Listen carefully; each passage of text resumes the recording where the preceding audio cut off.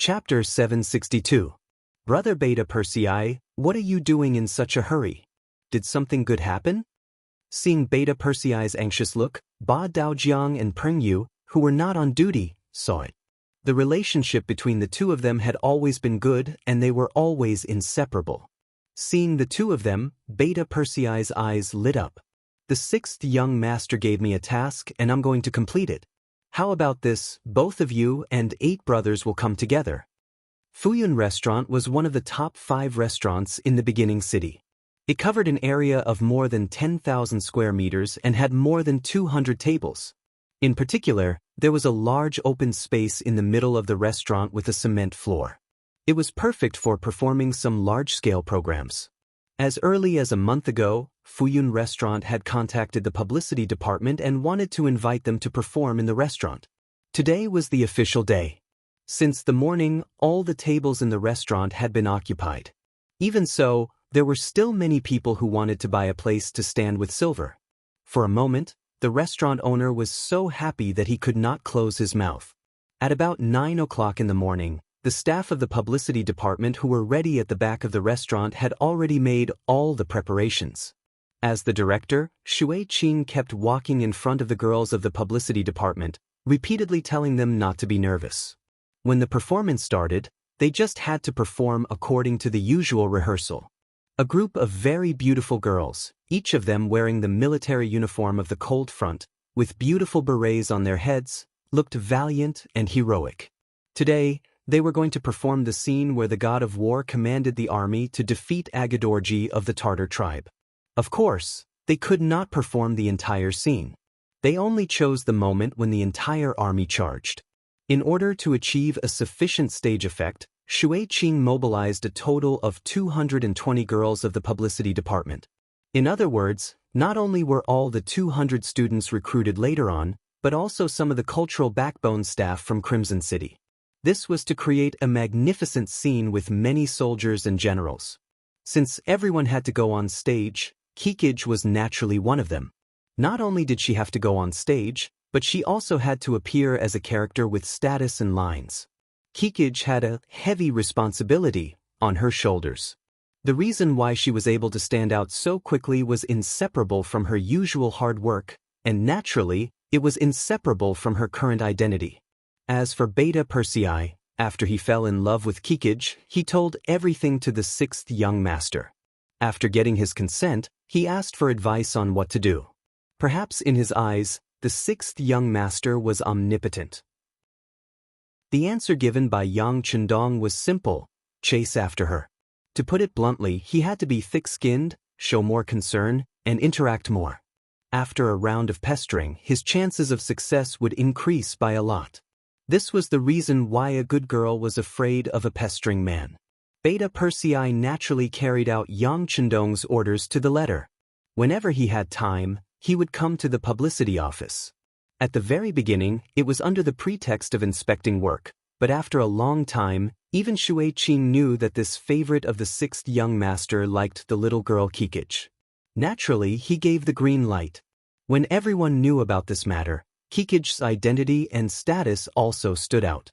Even director Shui Qing was polite to her, because everyone knew how powerful Pillow Talk was. 5th brother Yang had a high position and power in Crimson City, not to mention brother Beta Persei, who was in a higher position than him. With Shui Qing's care, coupled with her dancing foundation, her figure was very good, and her appearance was very decent. It was impossible for Kikij not to stand out. This time, she was entrusted with a heavy responsibility and arranged to play a very good role. This was not the first time Kikij had gone on stage. A week ago, she had performed for a while in the largest immortal abode restaurant in the first city, and her performance at that time was very good. But this did not prevent her from being nervous this time. Before going on stage, she was still constantly taking deep breaths, forcing herself to calm down. The backstage was nervously and orderly preparing. The hall of the Fuyun building was even more crowded. Nie Jingyi and the others, who were mixed in the crowd, were anxiously waiting. They rushed out of the inn, and then came to the Fuyun building at the fastest speed. At the door, they paid a certain amount of silver. It could be said that after taking out all the silver they had they had the opportunity to squeeze in. Speaking of which, he was lucky to have some silver on him. Compared to some of the other Baiming soldiers who had escaped, most of them were blocked outside the restaurant because they did not have enough silver. If they were in the Datong prefecture, perhaps those soldiers would find ways to cause trouble to express their dissatisfaction, but when they saw the mercenary warriors standing in front of the Fuyun building, they did not have any thoughts of causing trouble. This was other people's territory, and they were facing the legendary elite mercenary warriors. They really did not have the courage to test the law. Finally, it was 9 o'clock in the morning, and the performance began. On the 300-square-meter concrete stage, a loud horn sounded, and 60 to 70 warriors, with excellent figures, rushed from the backstage to the performance platform. One flag after another was waved in their hands. Just this appearance alone attracted waves of cheers from the people below the stage. Perhaps it was because of the tall and straight figures of the female soldiers, or perhaps it was because the heroic spirit on their faces was not much inferior to the men, or perhaps it was because of their good looks, but they received a full house of applause as soon as they went on stage. Among the people who cheered were Nie Jingyi and some of his companions.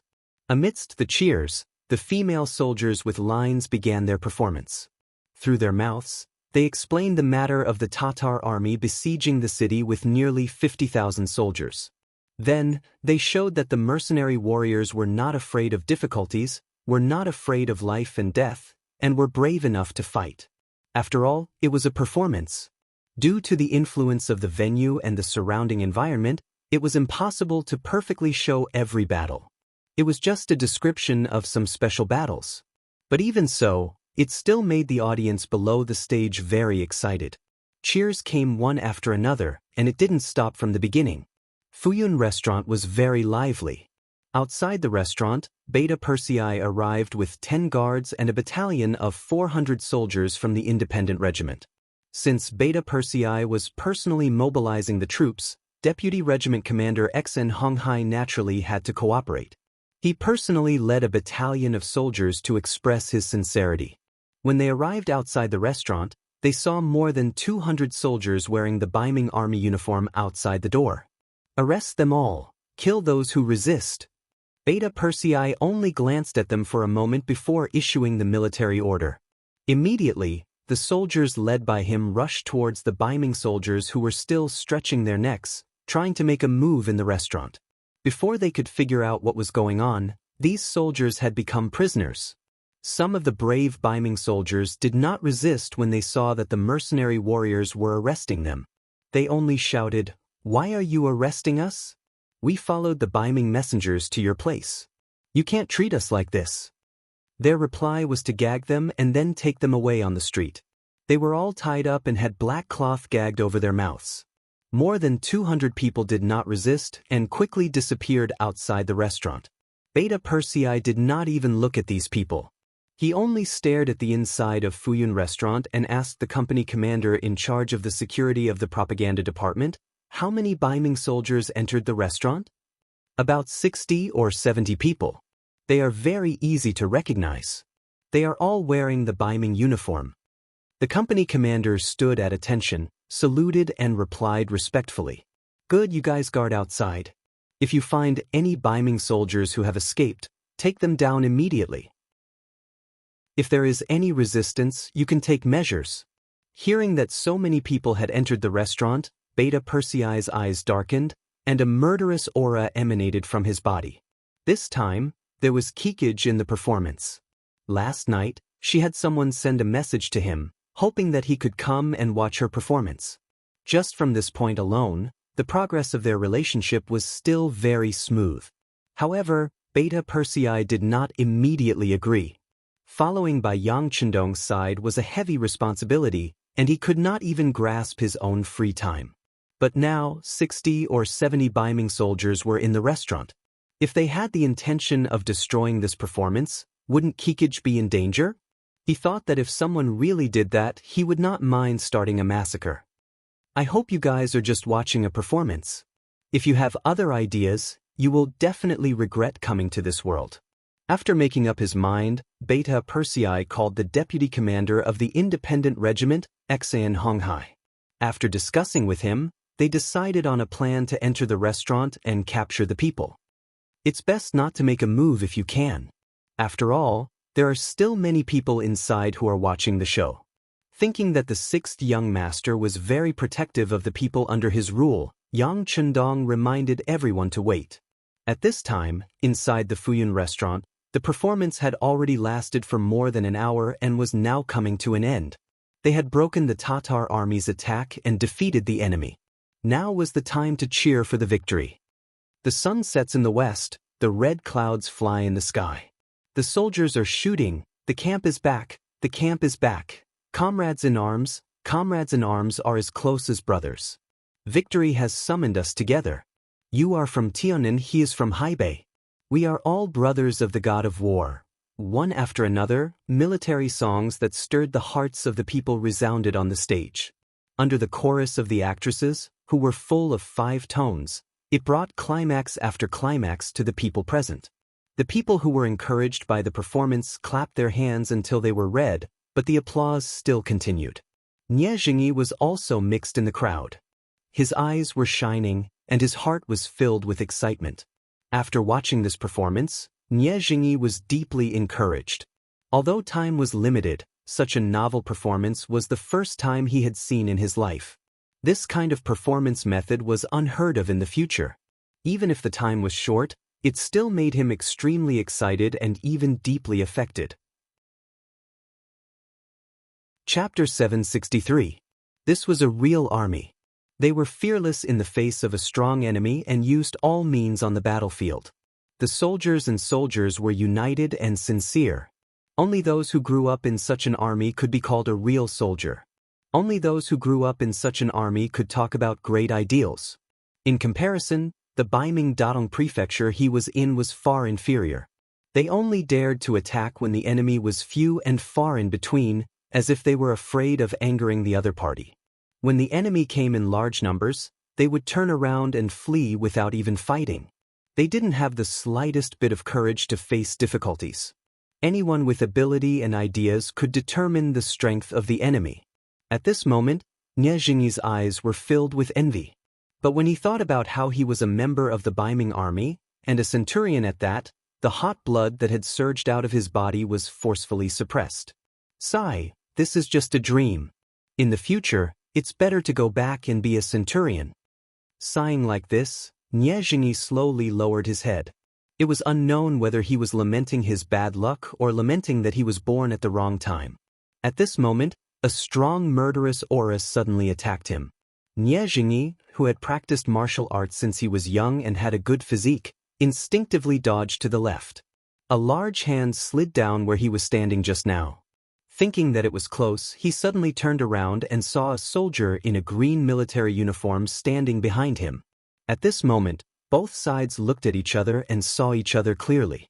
The soldier from the independent regiment felt a burst of red in his face that his attack had failed. Seeing that most of his comrades had succeeded in one strike, reaching out to control the target he was staring at, but he had failed, this feeling made him very unhappy. Brat, I don't care who you are. If you surrender now, you can still live. If you resist, you'll be asking for trouble. Since the sneak attack had failed, the soldier from the independent regiment didn't hold back and directly put forward his own request. No matter what, Nie Jingyi was still a centurion. How could he allow himself to be captured just because of one sentence? Although he had disobeyed a military order this time, it should be Chiliarch Su Dei who came forward to capture him. How could it be a mercenary army that made a move on him? I didn't cause any trouble. Why are you arresting me? He would not allow himself to be captured, but he also did not want to fight with the mercenaries. He knew how powerful they were, and the performance just now had given him a whole new understanding of them. It's not up to you to decide whether or not you committed a crime. Please come back with us. Sensing the unyielding aura emanating from Nie Jingyi, the soldier from the independent regiment didn't choose to attack directly. Instead, he wanted to use words to make Nie Jingyi surrender. That's impossible. I'm a centurion of Baiming. I can't go back with you. Nie Jingyi shook his head. He didn't know what they meant. However, he knew that once he was caught, he would be a captive and would lose his freedom. This was not what he wanted. Then don't blame me. Seeing that Nie Jingyi wasn't listening to them, the soldiers of the independent regiment could only shake their heads. They didn't care that there were still some commoners around them who didn't know what was going on and directly grabbed Nie Jingyi. At this time, the performance was coming to an end. A group of female soldiers from the publicity department were lining up on the stage to take their curtain call. The audience below the stage was enthusiastically applauding, affirming the other party's wonderful performance this time. However, it was at this time that the sound of fighting came from below the stage, attracting everyone's attention for a moment. There were nearly 70 Baiming soldiers in the crowd watching the performance. About 60 of them were locked down and subdued at the first moment. After all, the Baiming army uniforms they were wearing were too eye-catching. However, there were still 9 people who were resisting, and they all had some strength. Among them, Nie Jingyi's fight was the fiercest and the fastest to end. Bang! A fist collided with a fist, and the soldier from the independent regiment was knocked back 2 steps. Then, a long leg kicked him in the chest, causing him to stumble back again. If it weren't for the fact that there were still many commoners standing behind him, he would have fallen to the ground. After repelling the soldiers of the independent regiment, Nie Jingyi instinctively wanted to escape. However, he quickly shook his head helplessly because he didn't know when, but he realized that there were already 4 mercenary soldiers standing beside him. They were staring at him covetously. Suddenly, the sound of fighting came from the crowd. Waves of screams could not be stopped from coming from the Fuyun building. Even on the stage, some of the female soldiers were trembling all over. It was one thing for them to fight and kill on the show, but it was another thing for them to fight in real life. Restlessness began to appear, but it was quickly suppressed.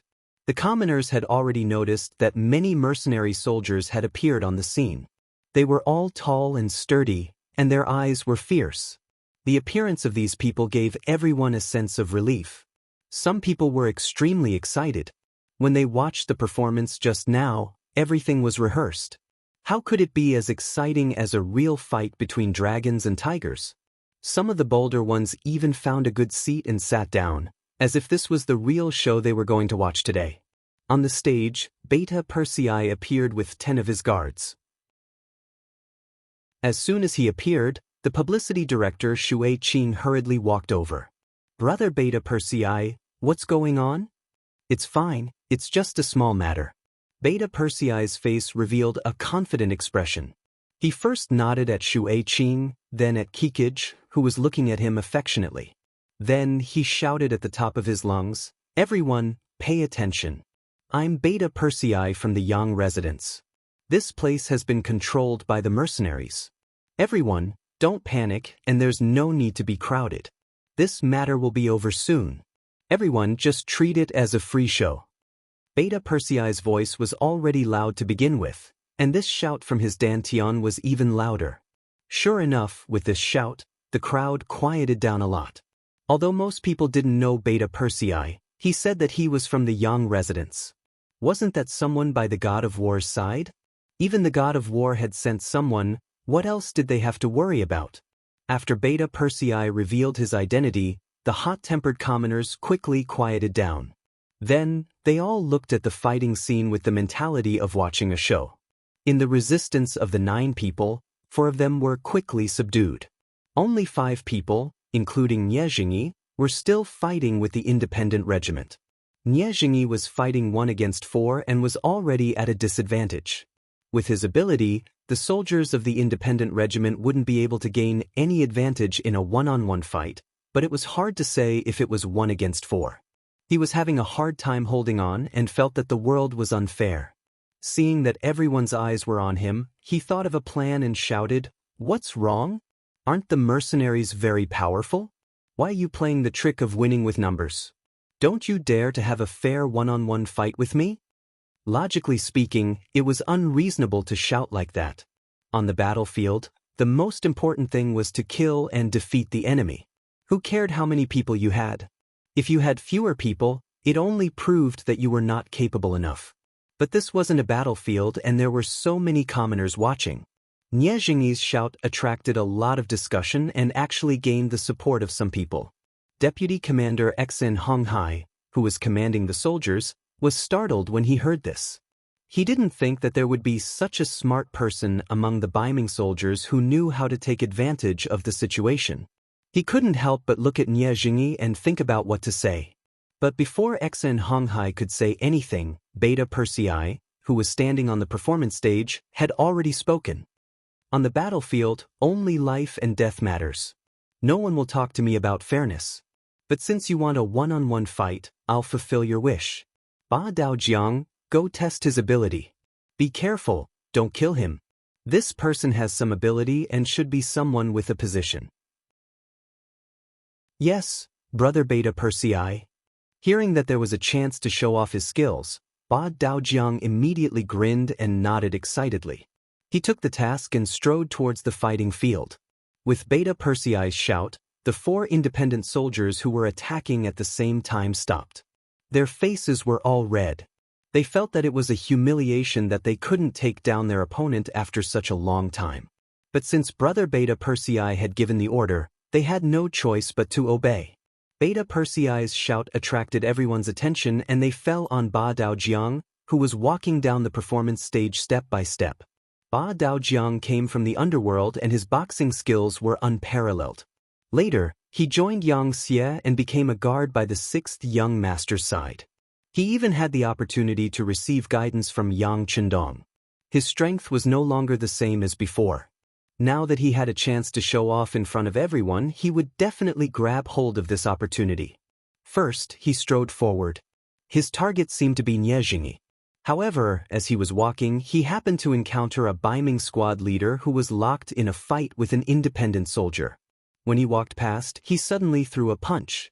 Caught off guard, the Baiming squad leader blocked it with his own fist. However, it was precisely this attack that sent him flying. His body landed 3 to 4 meters behind him before he could land. His face was contorted in pain and a trace of blood seeped out from the corner of his mouth.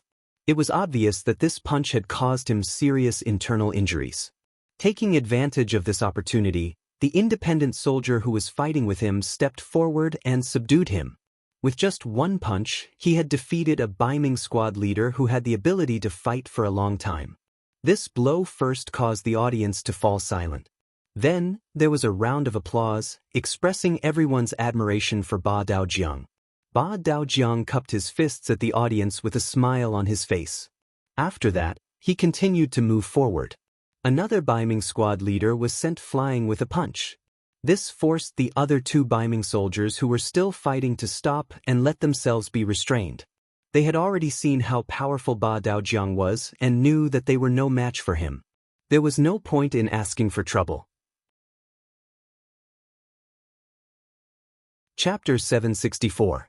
With that, Nie Jingyi was the only one left standing on the stage. However, his expression was extremely solemn. It was obvious that he had seen through Ba Daojiang's strength. In just a short while, Ba Daojiang had already appeared in front of Nie Jingyi. He then asked in a disdainful tone, "Kid, do you want to take a punch or surrender? Let's fight. It's rare to meet an opponent like you." Facing Ba Daojiang's strong pressure, Nie Jingyi did not choose to retreat. Instead, he moved one of his shoulders, showing that he would not surrender and would fight to the end. All right. Ba Daojiang was still afraid that his opponent would give in. If that happened, he would not be able to enjoy the fight. Now, Nie Jingyi's choice was exactly what he wanted. Laughing loudly, he suddenly dashed to Nie Jingyi's side and threw a punch. Nie Jingyi, who had been observing Ba Daojiang's movements, quickly dodged to the side when he saw the punch coming towards his right shoulder. At the same time, he kicked out with his long leg. Having seen Ba Daojiang's moves, Nie Jingyi would not be stupid enough to take his punch head-on. Boom! The kick landed on Ba Daojiang's waist, and the two separated immediately after the contact. In the first round, Nie Jingyi gained the upper hand with a kick. On the other hand, Ba Daojiang missed his punch and even suffered a kick. It was obvious that he had lost points. Ba Daojiang, can you do it? The sixth young master has said more than once that even a lion uses its full strength to catch a rabbit. If you are careless again, you should retreat. Beta Persei, who was on the stage, saw everything clearly. Nie Jingyi did have some skills and his body was agile enough. However, The main reason he was kicked was because of his carelessness. Beta Persei's reprimand made Ba Daojiang's face turn red. Brother Beta Persei, give me one more chance. I will definitely take care of this kid. Ba Daojiang was determined, but at the same time he raised his guard. He rushed forward again, his eyes fixed on Nie Jingyi's body. At this moment, Nie Jingyi's body tensed up. Although he seemed to have gained the upper hand in the first round, the rebounding force of his kick was not weak. He could still feel the numbness in his legs. This also proved the strength of the Eight Paths River. Right now, the other party's heart was filled with caution, staring at him, giving Nie Jingyi the feeling of being stared at by a fierce tiger. It was as if no matter what he did next, he would not be able to avoid the other party's attention, and would not be able to succeed. Nie Jingyi was shocked by Ba Daojiang's aura, and he didn't dare to act rashly. Ba Daojiang didn't care about that. His body moved forward, and his fists rushed forward. His hands were like two dragons emerging from the sea, and it seemed as if he was only attacking and not defending. However, Nie Jingyi could not be fooled by this illusion. Facing the Ba Daojiang that was prepared, if he chose to attack now, he would definitely suffer. After all, their strengths were not on the same line. There was still a huge gap between them. Tong tong tong. Nie Jingyi didn't dare to attack again. Facing the two fists that were rushing towards him, he could only defend. Then, the long fists smashed on his body. Every time they hit, he couldn't help but grimace in pain. It was really unbearable. After a dozen punches like this, when Nie Jingyi felt that he couldn't lift his arms anymore, Ba Daojiang once again used a strong grappling hand. After pressing down on Nie Jingyi's neck, he threw Nie Jingyi out. Nie Jingyi, who was already in a daze from the beating, tried his best to land on his back to reduce the pain he might suffer. Just as he landed and let out a muffled groan, another two soldiers from the independent regiment came over and held him down, completely subduing him. Take away all the troublemakers. Beta Persei, who was standing on the stage, waved his hand.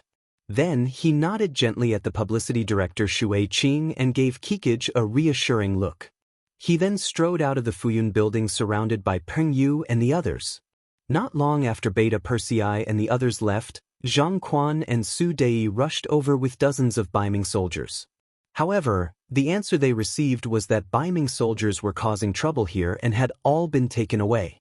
If they wanted to get them, they would have to go to the beginning city's barracks.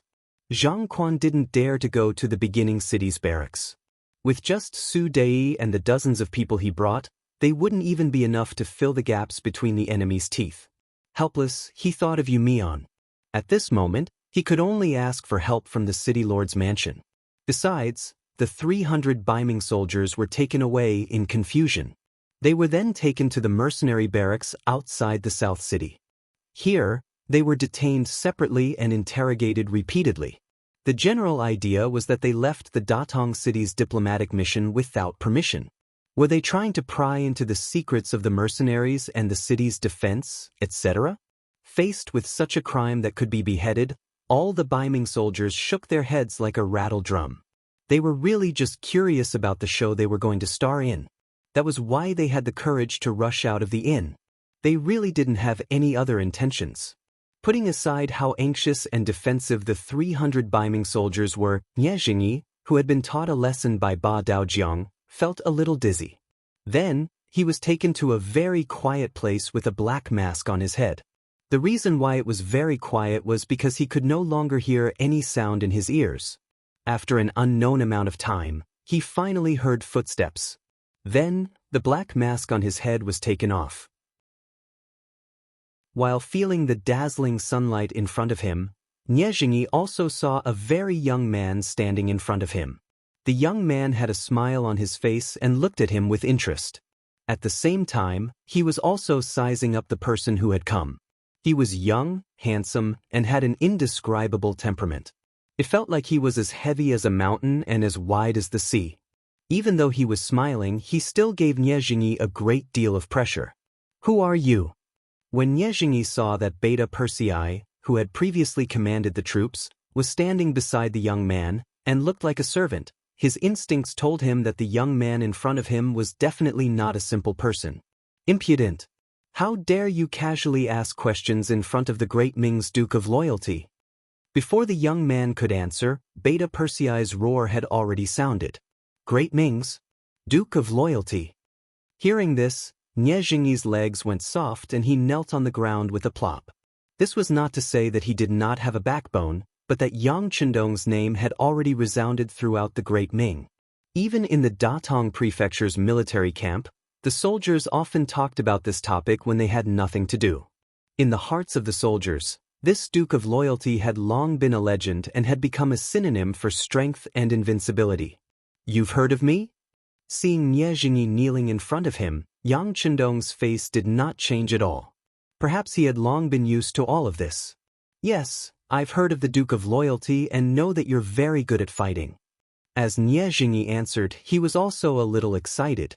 He could actually meet the Duke of Loyalty in person and even talk to him.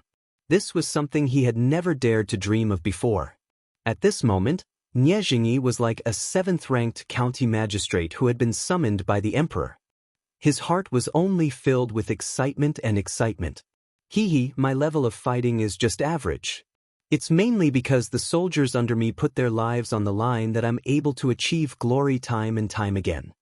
Yang Chendong said with a modest face. Nie Jingyi did not seem to agree with this point of view. Perhaps it was because he had understood some things in the city yesterday, but he could not help but say, that's also the ability of the Duke of Loyalty.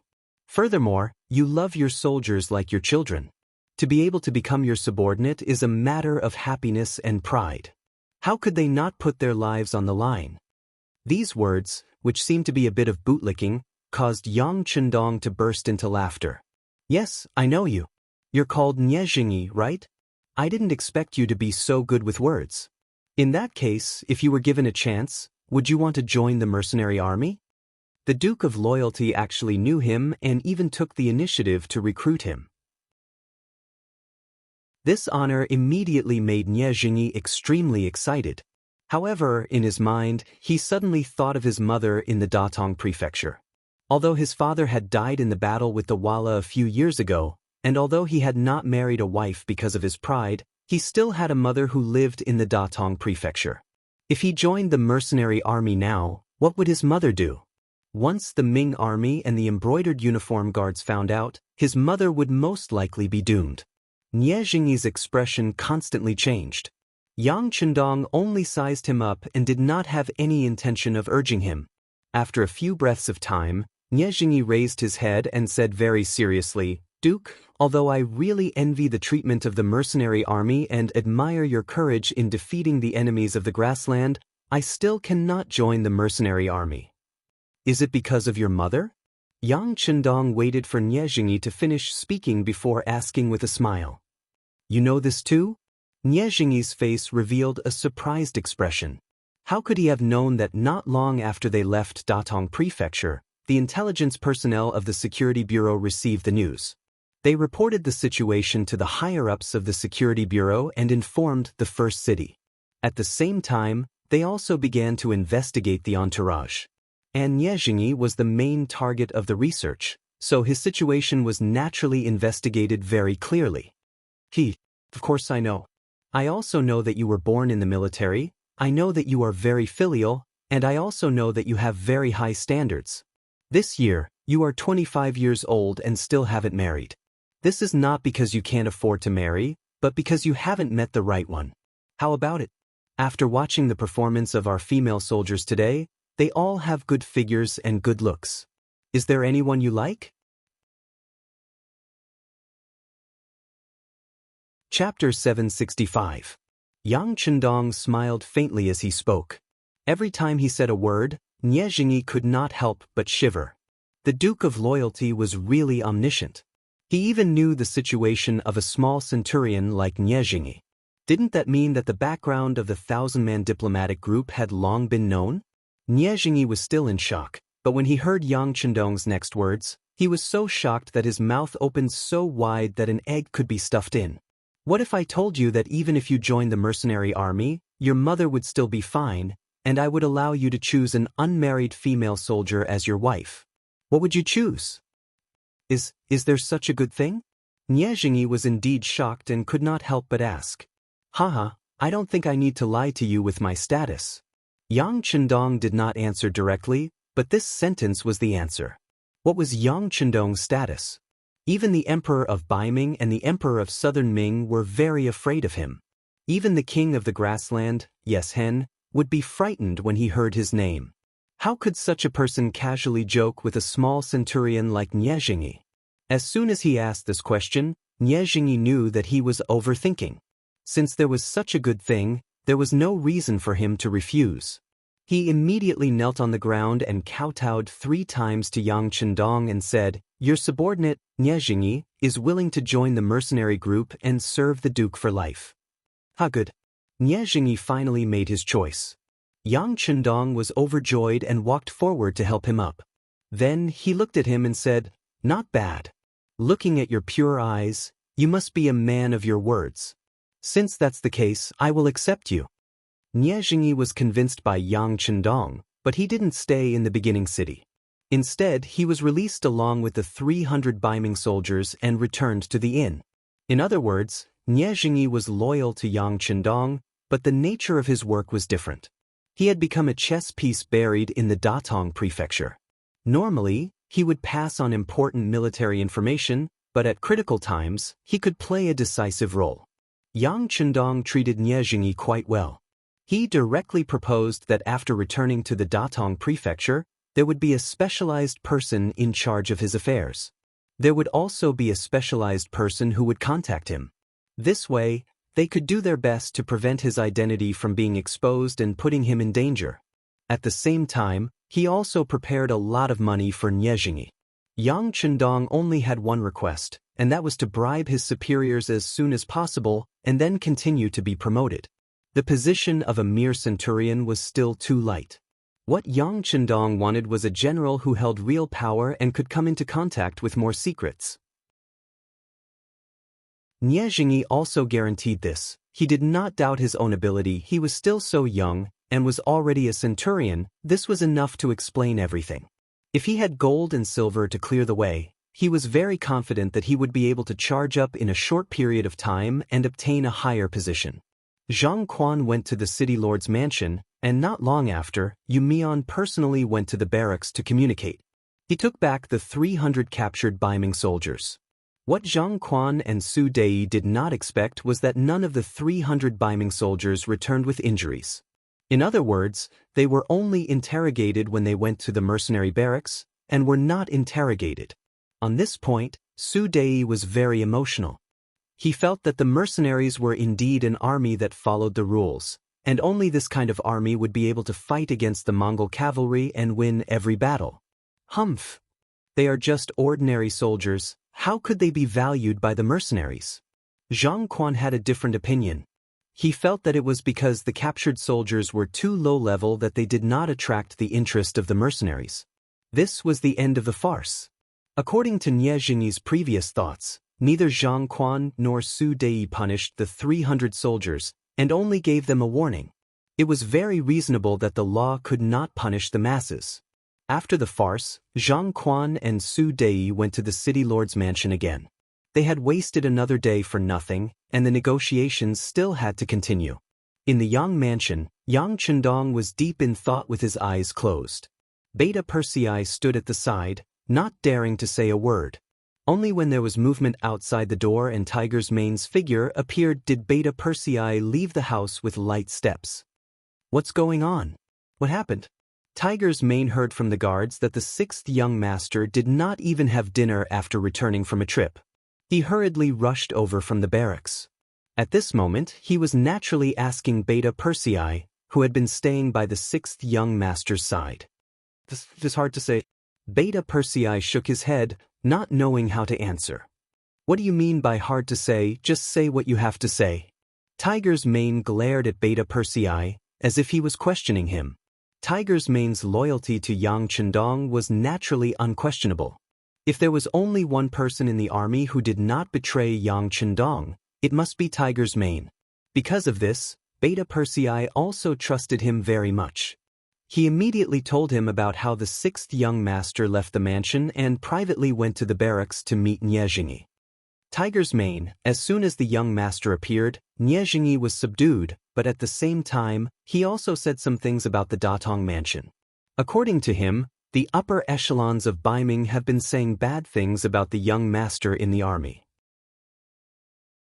They have always said that the young master is a traitor and have been on guard against him.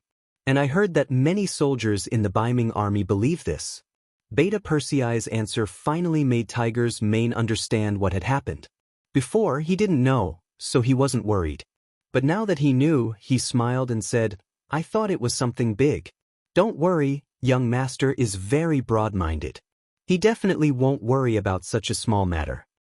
Yes, the young master will not worry about such a small matter, but not long ago, the Security Bureau sent a report about the Baiming Imperial Court. I heard that many people there have put forward a proposal, saying that they want to order the Nuergan Sea to cut off our supply route from the sea. What, they really dare? Hearing this, even Tiger's mane's expression changed, and then he glared at Beta Persei. "Why don't you say it all at once? You have to say it one by one." After saying this, Tiger's mane strode into the house. As soon as he entered the room, he came in front of Yang Chendong and said, "Young master, don't worry, I'll immediately take the independent regiment to the Nuergan Sea. Didn't they want to cut off our supply route? Then we'll flatten them first." Yang Chendong, who had been sitting on the chair with his eyes closed, opened his eyes at this moment. The independent regiment has such a strong combat power that they can destroy the entire Baiming army in the Nuergan Sea with their strength alone? They can also control every city and ensure the safety of our supply route? We can't do it. Even though Tiger's mane was so confident, he could not help but say with a bitter face at this moment. The intelligence of the Security Bureau had long recorded that there were many Baiming guards in the Nuergan Sea area. Their military strength was about hundreds of thousands of people, and they were very widely distributed. The furthest two guards were thousands of miles apart. With such a large territory, how could an independent regiment occupy it so easily? Not to mention the independent regiment, even if the army in the beginning city was sent over now, they might be able to defeat the Baiming guards, but it was impossible to occupy that place and maintain the stability there. That place was too big and there were too many guards. Unless they had enough military strength, they would not be able to control it. Not to mention, Yang Chendong was not ready to fall out with Baiming. According to him, whether it was Baiming or Southern Ming, they were all made up of Han people. In the future, if he wanted to lead the Han people to the top of the world, a strong population base was essential. Unless it was necessary, he did not want to make things difficult for the Han people, and he did not want to be enemies with the Han army. Otherwise, this was equivalent to digging his own foundation. In a situation where he did not want to fight, if the Baiming Imperial Court really ordered to block the supply route, Yang Chendong would really suffer. After all, the ability of the beginning city to self-produce was too low. If there was no continuous supply of resources from Chichen City, not to mention developing on the grassland, even surviving would be a problem. Tiger's mane did not speak, and Yang Chendong once again fell into silence. He now needed to think of a way to stop the Baiming Imperial Court from giving orders to the Nuergan Sea area. As for how to do this, it was truly a difficult matter. The negotiation was still going on in the city lord's mansion, and it was getting smoother. Perhaps it was because Zhang Quan's attitude was very firm, but in the end, Yu Mian still took a step back. He did not have the intention to ask the other party for military pay. Of course, Zhang Quan also did not mention that the beginning city would be under the management of the Baiming Imperial Court.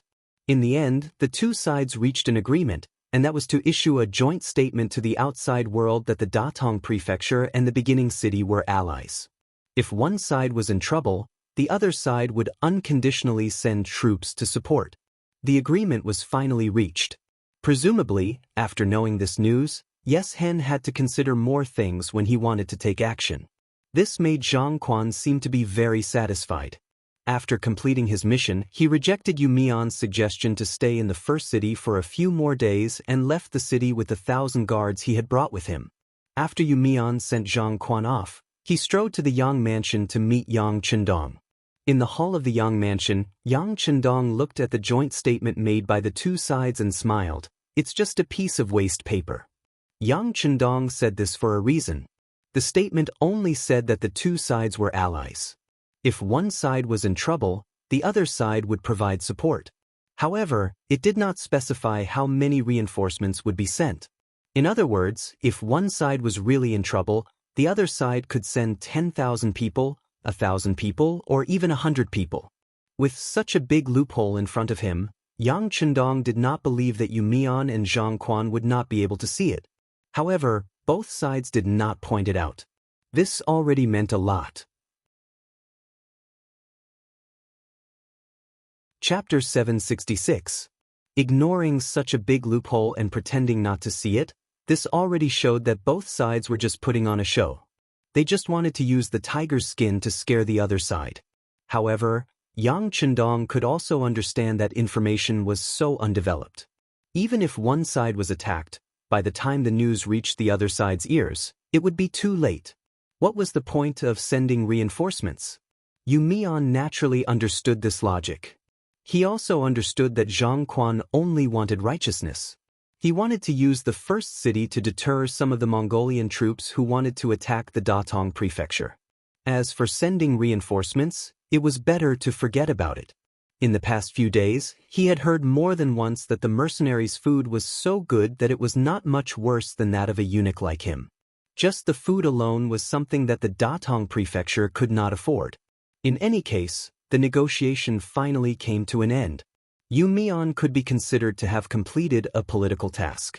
While he relaxed, he also focused his attention on another matter. He looked at Yang Chendong and asked, "Sixth young master, have you really made up your mind to take over Tulu City?" "Yes, I have to take over that place. Previously, I sent people from the Security Bureau to investigate the situation there. The information has been reported back. There are only 10,000 Tatar troops that belong to Duachuobuhua. 5,000 of them are infantry. In front of the mercenaries, it is not worth mentioning." Yang Chendong admitted with a smile. Since he could say this, it was obvious that he had made up his mind. Although Yu Mian was the governor, his power was much lower than Yang Chendong's. There were some things that he only had the right to suggest but not the right to make decisions. Now that he heard that Yang Chendong seemed to have made up his mind, he carefully said, "Sixth young master, Tulu City is a barrier to the northwest of Baiming. It is also a buffer zone between us. Once we break through there, there will be no obstacles between us. We can see swords and spears at any time." "What I want is to see swords and spears at any time. Let me tell you this. I have received news that the Baiming Imperial Court is considering giving an order to New Ergon Du Si to cut off our logistical supply route. If this is the case, what about the army's provisions? What about the security of the first city? They forced me to do this." Yang Chendong said this with a helpless look. After he finished speaking, he said something that shocked Yu Mian. "This time, not only do I want to break through Tulu City, but I also want to personally go to Baiming's capital. There are some people that I want to meet." "Oh no." Yu Mian was really frightened this time. He said with a panicked expression, "Sixth young master, a gentleman does not stand under a dangerous wall. If the Baiming Imperial Court really wants to deal with you, if something happens in their territory, the entire Yangxia Empire will be in chaos." Seeing that Yu Mian was so anxious, Yang Chendong was very gratified. At least this meant that the other party was really looking out for him. He said confidently, "Don't worry. As long as we occupy Tulu City, it is equivalent to opening the door to the northwest of Baiming's capital. Unless the other party has made the decision to fight to the death with the mercenaries, they will not dare to touch me casually. Besides, I've already given orders to the Security Bureau and Crimson City. Some elite Cold Vanguard soldiers will enter the capital as soon as possible. A regiment of elite Cold Vanguard soldiers should be enough to intimidate the enemy." Yang Chendong waved his hand nonchalantly. To others, entering Baiming's capital at this time might be extremely dangerous. However, to Yang Chendong was really nothing. Unless the other party could kill him in an instant, as long as he was given a little time to react, no one would be able to kill him. Yang Chendong was so confident that he made a decision. Yu Mian knew that there was nothing he could say. The only thing he could do was to take care of the city during the time when the sixth young master was not in the first city. Let this city develop quickly and not let people worry about it would be a great merit. And just 3 days after Yu Mian and Yang Chendong met, there was a big movement in the first city's military camp. The 3 divisions of the Cold Front and the fully replenished Jurchen Cavalry Regiment finally set off. This time, they would leave the first city and go all the way north, straight to the Siberia area controlled by the Golden Horde. They would fight the so-called Golden Family head-on. And for this expedition, Yang Chendong had provided 200 carriages of military supplies. In the Yang residence, in front of Yang Chendong stood the commander of the 3 divisions, Wu Xing, the political commissar Chen Bo, the 3rd Regiment Changyang, and the commander of the Jurchen Cavalry Regiment, Yila. Yang Chendong looked at Wu Sheng and the other 3 and asked in a deep voice, "This expedition is of great significance. I believe that all the grassland tribes will pay attention to you. My request is also very simple. You have to show the power of the mercenaries. You have to beat the enemy until they can't eat or sleep when they hear your name. Do you have the confidence to complete this mission?" "Yes." Naturally, Wu Sheng and the other 3 replied in unison. "Good, I also have confidence in you. But I still want to tell you that along the way to the north, you can attack while occupying some important military positions. If necessary, you are allowed to expand your troops. I ask you to fight steadily. 200 carriages of logistics supplies won't last long for the army. You must have a safe supply route behind you. This is also the foundation of your survival. Do you understand?" Yang Chendong knew that war was about money and logistics. In modern warfare, a cannonball could cost tens of millions of dollars or even more. Even a gun could cost $1 or more. This was also why countries often negotiated with each other when they encountered problems. Unless it was absolutely necessary, they would not easily use force. But at this time, although the army did not have heavy firearms to consume, the soldiers still needed money to eat, drink, and defecate. Without sufficient rations as a foundation, it was easy for the morale of the army to become unstable and problems would arise. Fight steadily and step by step. This is what we ask of you. I will also be here waiting for the battle report of your victory." At the end of the meeting, after Yang Chendong said these words, the 3 divisions and the Nuzhen Cavalry Regiment, a total of about 10,000 people, left the first city and headed north. At this time, it was still snowing heavily outside. Logically speaking, such weather was not suitable for mobilizing troops. Even the escorting of food supplies had brought great difficulties. However, Yang Chendong did not want to wait any longer. A person's life was limited. If he wanted to achieve his life goal, he had to seize every minute. As for the heavy snow, he would have to experience it eventually. Instead of slowly adapting to it in the future, it was better to start now. "Young master, it's snowing heavily everywhere. Some places don't even have roads. It's really troublesome for the army to move." Tiger's Mane stood beside Yang Chendong on the tower of the first city. He looked at the back of the army that was gradually disappearing and said with some emotion, "Yes, it's a little troublesome. However, a truly strong army will not stop because of the bad weather. We mercenaries want to create miracles and make everything impossible possible." Yang Chendong first nodded in agreement, then said in a very heroic tone. After saying this, he looked at the surrounding generals. "Let's go. Since everyone is here, let's have a meeting to discuss the matter of attacking Talu City." Talu City was also known as Talu City. It was west of the bordered white banner of Inner Mongolia. Ming Jin Yuzi's Record of the Northern Expedition, Yongle 8th year, 1410, Judi's Northern Expedition. Jin River moraine is more than 10 miles away. There is an ancient city near the road.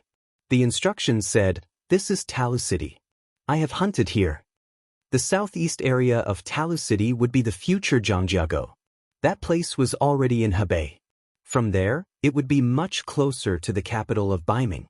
In other words, once they occupied this place, it was equivalent to setting up a Damocles sword in the northwest of Baiming. It could fall at any time and act as a deterrent.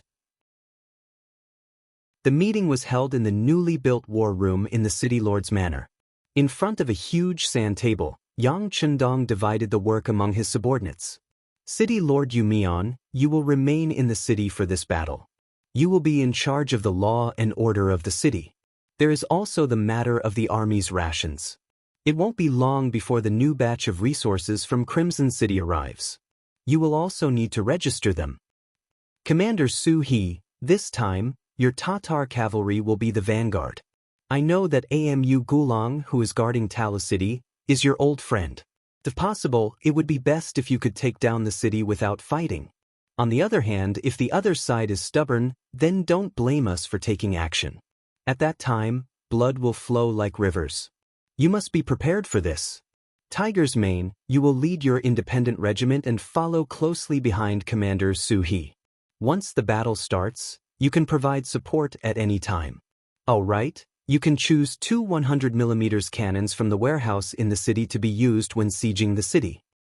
Commander Lu Jua, you will lead the 2nd Cavalry Regiment at the back. They will be in charge of transporting the rations. At the same time, the 3 newly built regiments will be under your command.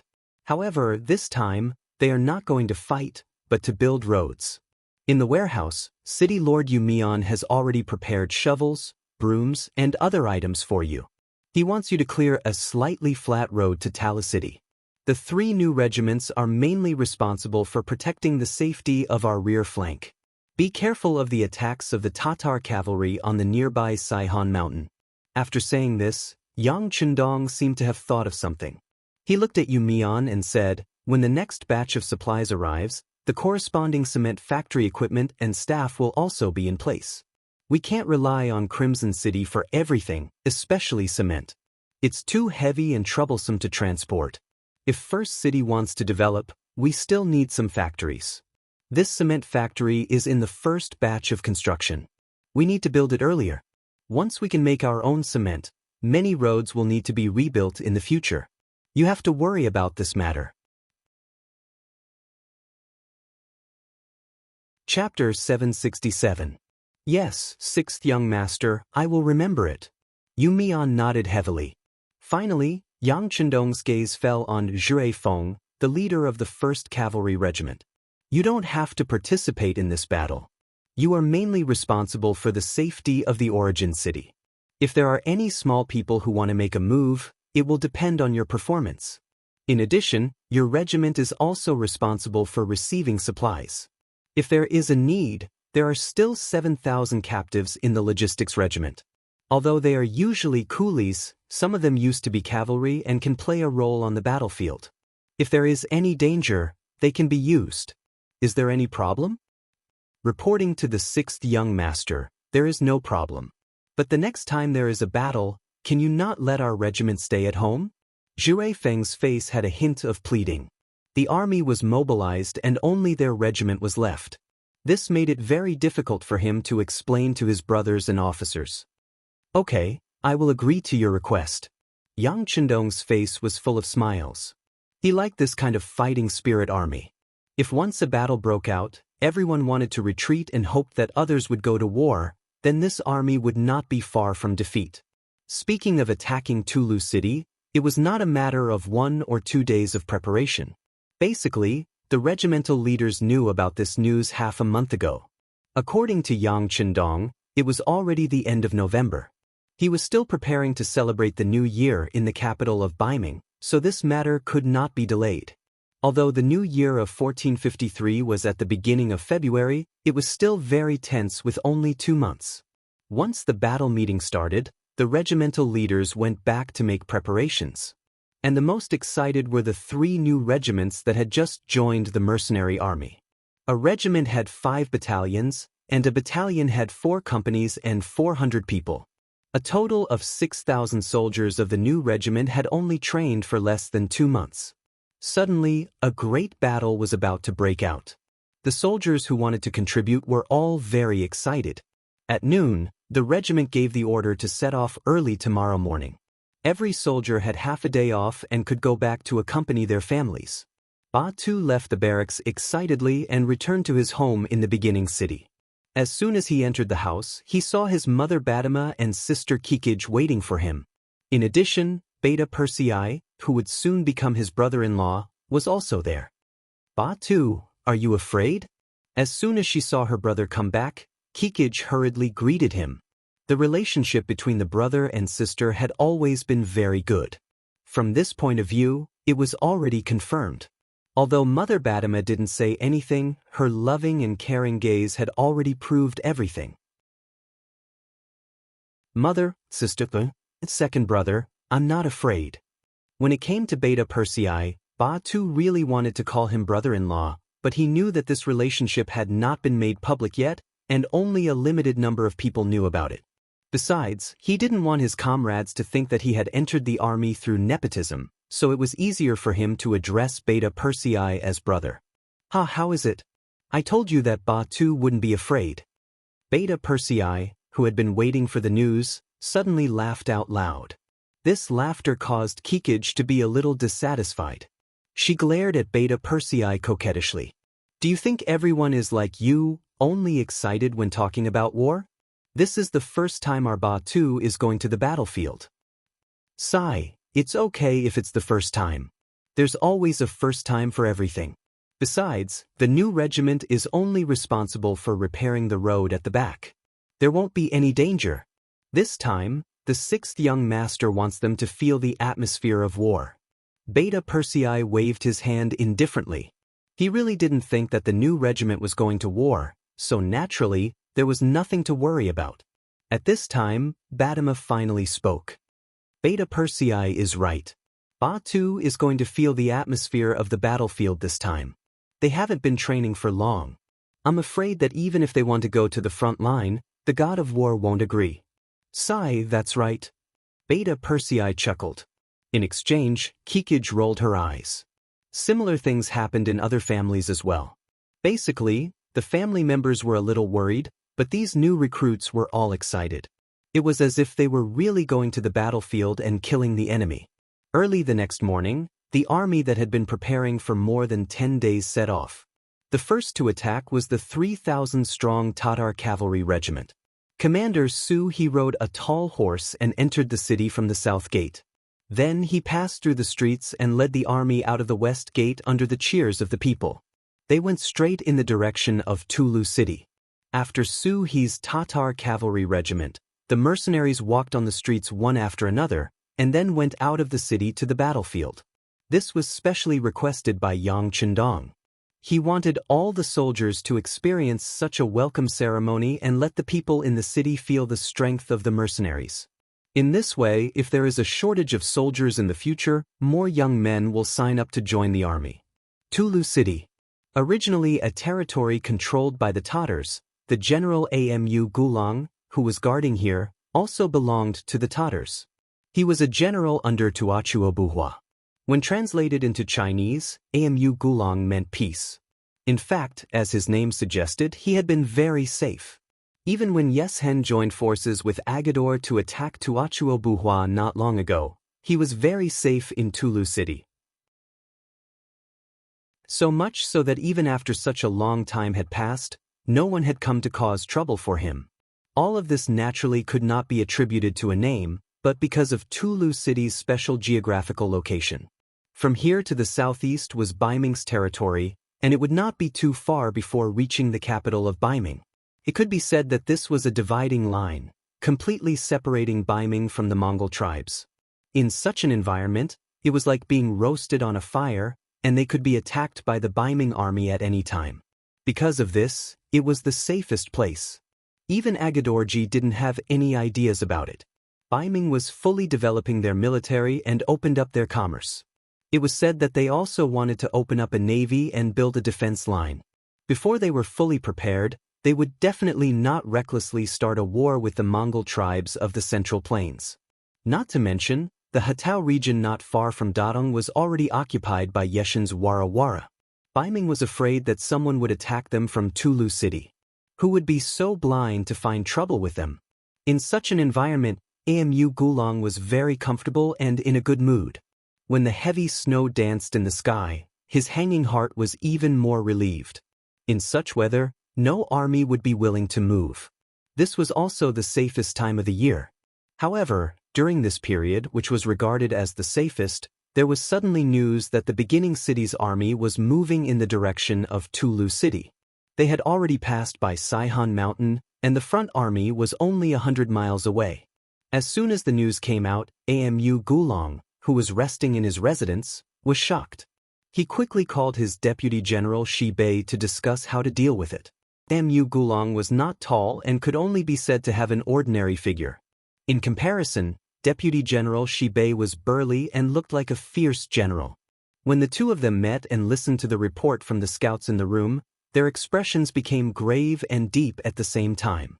Amu Gulong's brows were tightly knitted together. What was going on in the beginning city? The reports from the scouts had already made it very clear. For this reason, he had even sent scouts into the city to investigate. Facing the beginning city, which had opened 4 gates and looked like it was not defended at all, they did not seem to be worried about any scouts coming to inquire about the news. Therefore, the scouts went and returned quickly. A series of titles such as the Duke of Loyalty, the God of War, the Messenger of Tingri, and a series of things that had happened recently poured into Amu Gulong's ears. It was precisely because he understood more that he felt more afraid of the beginning city. Even Agar Dorji's 50,000 cavalrymen were wiped out. With the 5,000 cavalrymen and 5,000 infantrymen in the city, could they really defend the city and block the attack of the God of War's army? Amu Gulong's heart was not confident. After hesitating for a moment, he asked tentatively, "General Shi Bei, what do you think?" "We can't defend it." After hesitating for a while, Shi Bei gave his answer. "Yes, we can't defend it, but we can only defend it. I have received great Khan Tuachuo's kindness. At this time, there's no reason for me to give up the city. If they have the ability, they can just kill me." Amu Gulong gritted his teeth and made his final decision. Seeing that the commander was determined to die, Shi Bei hurriedly comforted him. "General, a real man knows when to yield and when to stand tall. I believe that even if the great Khan knows, he won't blame you."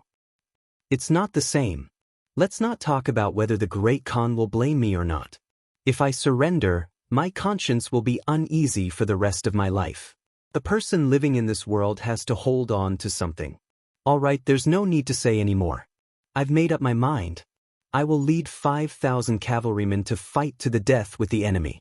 If I unfortunately die in battle, Shi Bei, you and 5,000 infantrymen don't think about holding on.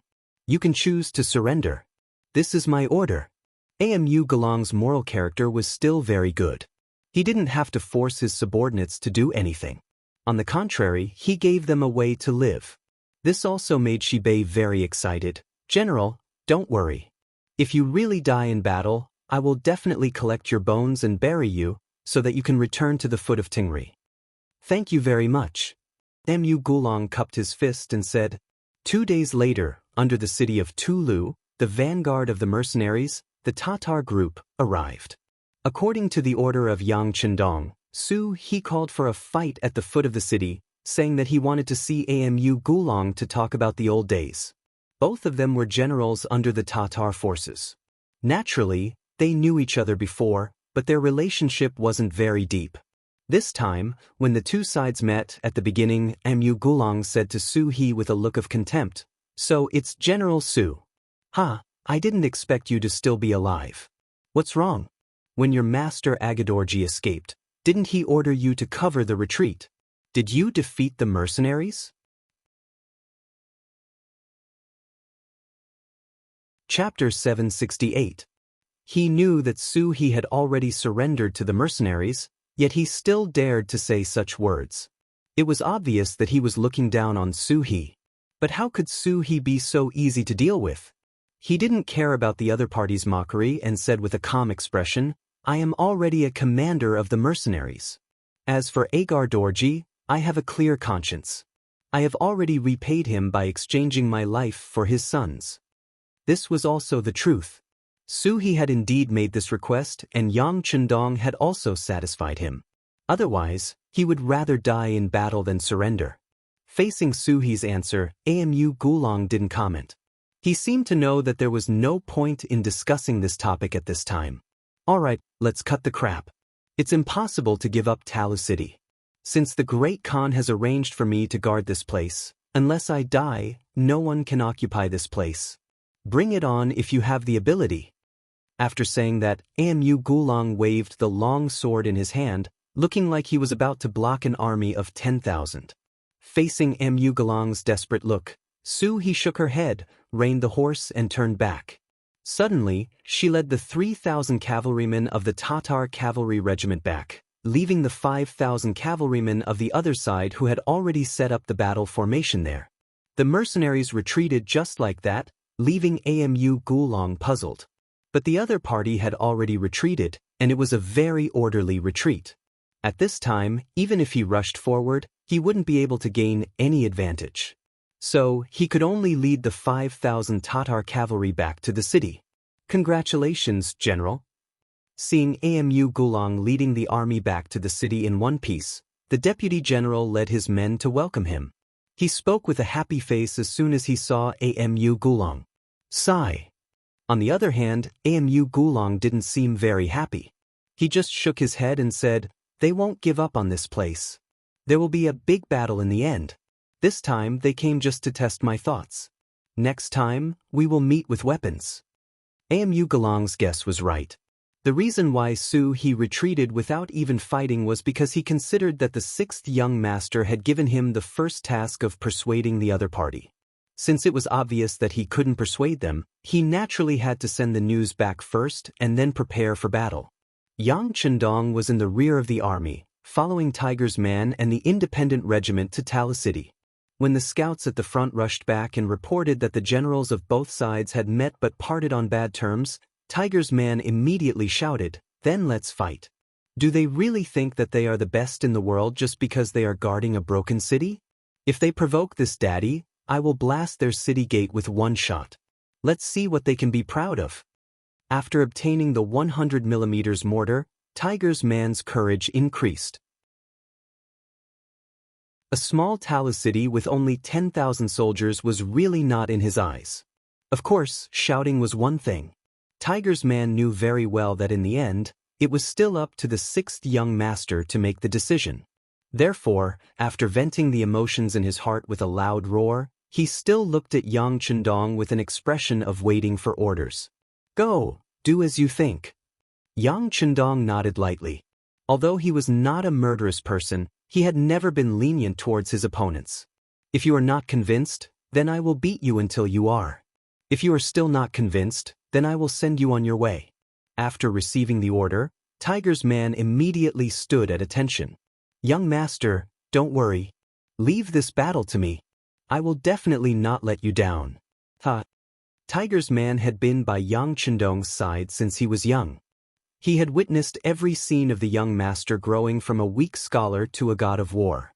Although he did not understand why the young master changed his temperament and suddenly became so powerful and unfathomable, he still liked the current young master very much. Yang Chendong created the Yang Xie regiment, which was why Tiger's Man had the power and influence. He knew that all of this was given to him by the young master, so he was absolutely loyal to Yang Chendong. He was the kind of existence that could block a bullet and die for him at any time. The sixth young master had the most important position in his heart. Next, it would depend on his performance in the army. Although the independent regiment was in the limelight recently, there were not many opportunities to perform. Now that the opportunity had come, how could he give it up? After receiving the order, he put on a white cloak and walked out of the temporary military tent. He called the deputy commander Xen Honghai and said, "Leave 2 battalions to protect the 6th young master's safety. The rest of you, follow me and speed up. Let's try to reach Tulu City by nightfall today." It was only a distance of 30 miles from where they were to the city. If it was summer, it would take less than 2 hours and a rapid march would be enough. But now, there was snow everywhere, and most of the roads under their feet had just been cleared. Marching in such an environment, it was naturally impossible to go fast even if they wanted to. After receiving the order, the independent regiment sped up their march, leaving 2 battalions behind to protect Yang Chendong's safety. The other 14 battalions were all rushing forward. When they saw the troops flashing past them one after another, leaving behind a trail of shadows that disappeared in front of them, Beta Persei, who was standing beside Yang Chendong, asked with some confusion, "Young master, don't we have to go with them?" "There's no need for that. Just let them do whatever they want.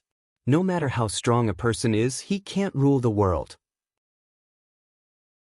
What we need to do is to wait for the good news from the front." Yang Chendong smiled with a very relieved look. This time, the number of mercenaries was not less than the other side, and they were accompanied by heavy weapons. If they still couldn't conquer the small Tulu city, it could only prove that Tiger's Man and Su He were not suitable to lead troops and could retire from active service immediately. Yang Chendong believed in Tiger's Man and Su He, and the two of them also believed in the soldiers under them. Speaking of which, during this period of time, they had not been idle in the beginning city. They only rested for 1 day every 7 days to tidy up their internal affairs and wash up. The other 6 days were spent crawling until midnight to train. Often, when the soldiers were sleeping soundly, an emergency assembly whistle would wake everyone up from their warm beds and run to the field to start training. At first, everyone did not understand this kind of training. They thought that if they did not have a good night's sleep, how could they have the energy to train? However, when every meal was filled with delicious fish and meat, they had nothing to worry about. Their nutrition could keep up, and they realized that this kind of training was not unbearable. On the contrary, everyone put in all their effort. With the idea of sweating more during training and bleeding less during battle, their strength increased day by day. When the individual strength of each soldier took a big step forward, the combat effectiveness of the entire army was a little terrifying. As the saying goes, soldiers are trained for 1,000 days to be used in a single moment. Now, it was finally time to perform well. It was finally time to fight for military merits. No one was willing to fall behind. Everyone wanted to have a better performance and fight for more advantages and benefits for their future. Yang Chendong had always been willing to spend money. In the army, there were already rules that stated how many military merits could be obtained by killing a person. Under such stimulation, everyone only hated that there was no war to fight. How could they be afraid of war? After the military order was given, the horn of war was blown. The 14 battalions of the independent regiment rushed forward, giving people the feeling that they were afraid that if they were a step slower, they would not be able to make it in time for the great battle ahead and miss out on countless military merits. Under such an excited mood, supported by such strong confidence, more than 5,000 soldiers galloped forward on horseback. Once the snow was too heavy and their path was blocked, they would dismount and walk. In short, they had to reach the designated location as soon as possible and prepare for tomorrow's battle. Under Tulu city, it slowly became lively. The number of military tents under the city also began to increase one by one. Battalions of the independent regiment arrived and set up their tents. They lined up horizontally and vertically in an extremely orderly manner. There were also some people who began to cook. Smoke rose in spirals. Everything was so orderly that Amu Gulong, who was standing on the city gate tower, shook his head. The enemy is not panicking at all. Looks like we have to give up on the idea of taking advantage of the fact that they haven't stabilized their footing yet. That's right. Look at how their tents are arranged neatly like a line. One can imagine the battle prowess of such an army. She said from the side, her eyes filled with envy. Even a general would want to lead a strong army. And the mercenaries in front of them were clearly a strong army. Right, how is the morale of the army? After giving up on the idea of sneak attacking the enemy, Amu Gulong felt much more relaxed. As for the time being, he would be safe from now until tomorrow morning. He could temporarily relax. When the issue of morale was brought up, Shibei's expression became somewhat unsightly. Not too good. When the soldiers heard that they were mercenaries from the war god's army, many of them were very afraid. Fortunately, we have always treated our brothers well. Until now, there have been no signs of desertion. But if the enemy besieges the city, it will be hard to say as time goes on. Shibei was also an extremely capable general. It was just that as the deputy general of the city, he rarely had the opportunity to display his abilities. But he usually treated his brothers very well. It was precisely because of this that when a great battle came, his subordinates were still very obedient. Even when facing the legendary war god's army, there was no one who fled without a fight. It could be said that his prestige played a significant role in all of this. But prestige might be useful in the short term. Once the battle dragged on and the enemy besieged the city, the psychological pressure would become greater and greater. It was hard to say what would happen in the end. They won't besiege the city. If I'm not wrong, I'm afraid they will choose to attack the city tomorrow. Amu Gulong understood. With such heavy snow, if they didn't have a city to rely on and just camped in the wilderness like this for a long time, no one could guarantee that there wouldn't be any problems. Since the war god was so good at fighting, there was no way he wouldn't understand this. Chapter 769. Shibi did not say anything else. He was now a fish on the chopping block. The choice had already changed. All he could do was to fight with all his might when the enemy attacked the city. As for the rest, life and death were up to fate. In Tulu City, they did not choose to launch a sneak attack. This made Tiger's Mane, who was ready to give the enemy a heavy slap in the face, a little disappointed. Looking at the firearmed soldiers lying in ambush beside the tents, he waved his hand and said, "All right, the enemy will not come out. Everyone, go into the tents to keep warm. Come, inform the 6th young master that we have safely arrived at the city and are ready to attack tomorrow morning." Under Tulu City, swords were drawn and bows were bent. It looked like a war would break out at any time. It was dark. At the rear of the army, Lu Zhua's 2nd Cavalry Regiment was also rushing to clear the road. According to Yang Chendong's intention, they wanted to open up a wide road from the first city to Tulu City. This would be beneficial for the communication between the two sides. At critical times, it would also be beneficial for the mutual support of the army. At this time, the road that the army was clearing had already reached the area controlled by Saihan Mountain. The intelligence from the reconnaissance camp had already shown that there was a Tatar army of tens of thousands of people here. Previously, they were the ones who pulled water from Alahumiki City, which was not the first city yet. Because of this, they were tricked by the mercenaries.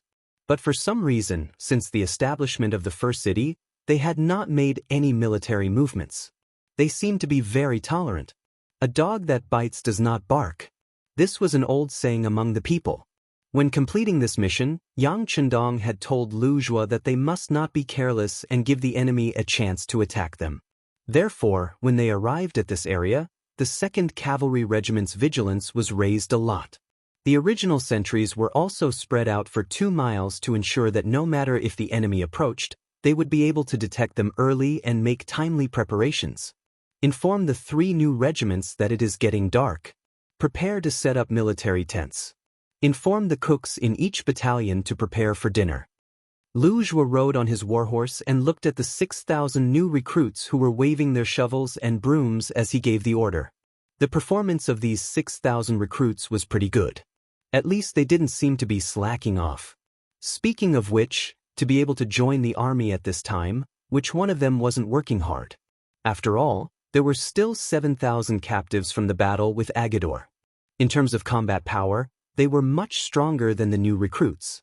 If it wasn't for the issue of loyalty, where would the 6,000 new recruits come from? They were worried that once the 7,000 captives were released, they would become a mainstream force and disrupt the current management model of the mercenaries. It wasn't an exaggeration to say that each of these 6,000 people was very precious. They had made countless comparisons before they got what they wanted. Such a rare opportunity, of course, everyone wanted to grasp it well. This was also their first mission. Although they appeared as coolies, every new recruit still worked hard to perform, hoping to leave a good impression on their superiors. The sky was getting dark, and some work couldn't be done. Lu Zhua gave the order for the new regiments to rest, but as the commander he couldn't rest. He called his 3 battalion commanders. Ma Xiong-shan, Ding-shan, Temu Er, the 4 of us will have to work hard tonight. We will take turns to be on night duty. Is there a problem with each of us working for 4 hours? No problem. The 3 battalion commanders immediately patted their chests and promised. Inside the tent, a stove had already been lit. The warmth of spring here and the freezing cold outside formed an extremely obvious contrast and difference. At this time, Yang Chendong was sitting beside the stove, looking at the telegrams sent from Chichen City. Ever since the incident with Yang Taizhu and Chen Shuquan, Chichen City had used this opportunity to conduct a large-scale investigation. The future 6th Madam, Luan Xiaoyu, was in charge. Security Bureau Chief Yang San, Inspector Bureau Chief Xin Yu, Political Department Member Mo Qingyu, and Navy 1st Division Commander Gao Xiong formed a team of 5 to cooperate. Handing such an important task to Luan Xiaoyu, it was impossible to say that Yang Chendong wasn't worried at all. After all, she was just a girl and she was only 16 years old. A girl and so young, could she bear such a heavy burden? But Yang Chendong still made this decision, and this was because of Luan Xiaoyu's special identity. First, she was the future 6th Madam. This meant that Luan Xiaoyu didn't have to worry too much about doing things. Even if someone wanted to deal with her, they had to consider the consequences of angering Yang Chendong. Second, as a native of Chichen City, her parents were both factory executives. This allowed Luan Xiaoyu to have a deeper understanding of many things in Chichen City. This was something that the other madams couldn't compare to. Thirdly, letting a little girl do this would make it easier for others to have the idea of underestimating the enemy. If this was the case, it would be equivalent to losing a round before the battle. Because at any time, underestimating the opponent could bring about irreversible consequences. Fourth, and the most important point, ever since Luan Xiaoyu became the head of Chichen City's publicity department, her performance in all aspects was excellent. She had already shown management skills that didn't match her age. This was also why Yang Chendong thought highly of her. Since she could manage the publicity department so well, she could probably complete the self-inspection mission beautifully. And the facts also proved that Yang Chendong's judgment of people was very accurate. Since the beginning of the operation, everything went smoothly. From the telegram sent, from the beginning of the operation until now, they had already investigated various local and military problems. There were 134 cadres, and this number was still expanding. It seemed that there was no end to it.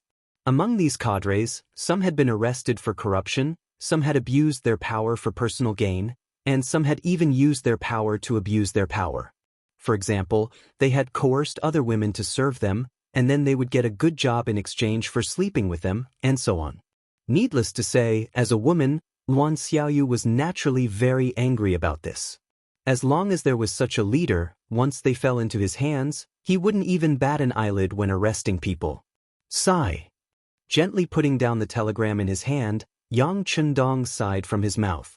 Chichen City had only been established for a short period of time, and there were already so many internal problems. This was under Yang Chendong's high salary. It could be imagined that if the salary wasn't high, the number of criminals would be more than doubled. Chichen City was only a part of an island, and that was it. One could imagine what the officials of the Great Ming Dynasty were like. The so-called "a year of honest magistrate, 100,000 snowflake silver" was probably the most appropriate description. Yang Chendong was still thinking about some related problems when the curtain of the military tent was pushed open from the outside. Beta Persei, Tai Hu, Baizhua, and the others walked in. Suddenly, the military tent became a lot more lively. Everyone is here, find a place to sit. Looking at these elites under his command, Yang Chendong's face showed a smile. Everyone was the first to follow Yang Chendong, so they didn't treat him as an outsider. They each found a place near the stove and sat down. Then they looked at the 6th young master with an expectant look. They knew that there must be something important to discuss, because in the past, when everyone appeared together, there would be more important tasks to carry out. Since they weren't outsiders, Yang Chendong didn't beat around the bush and directly said, "Tiger's Mane has already led the army to Tulu City. If nothing unexpected happens, there will be a good result tomorrow. Perhaps at this time tomorrow, we will be staying in the city. Taking down Tulu City in one day."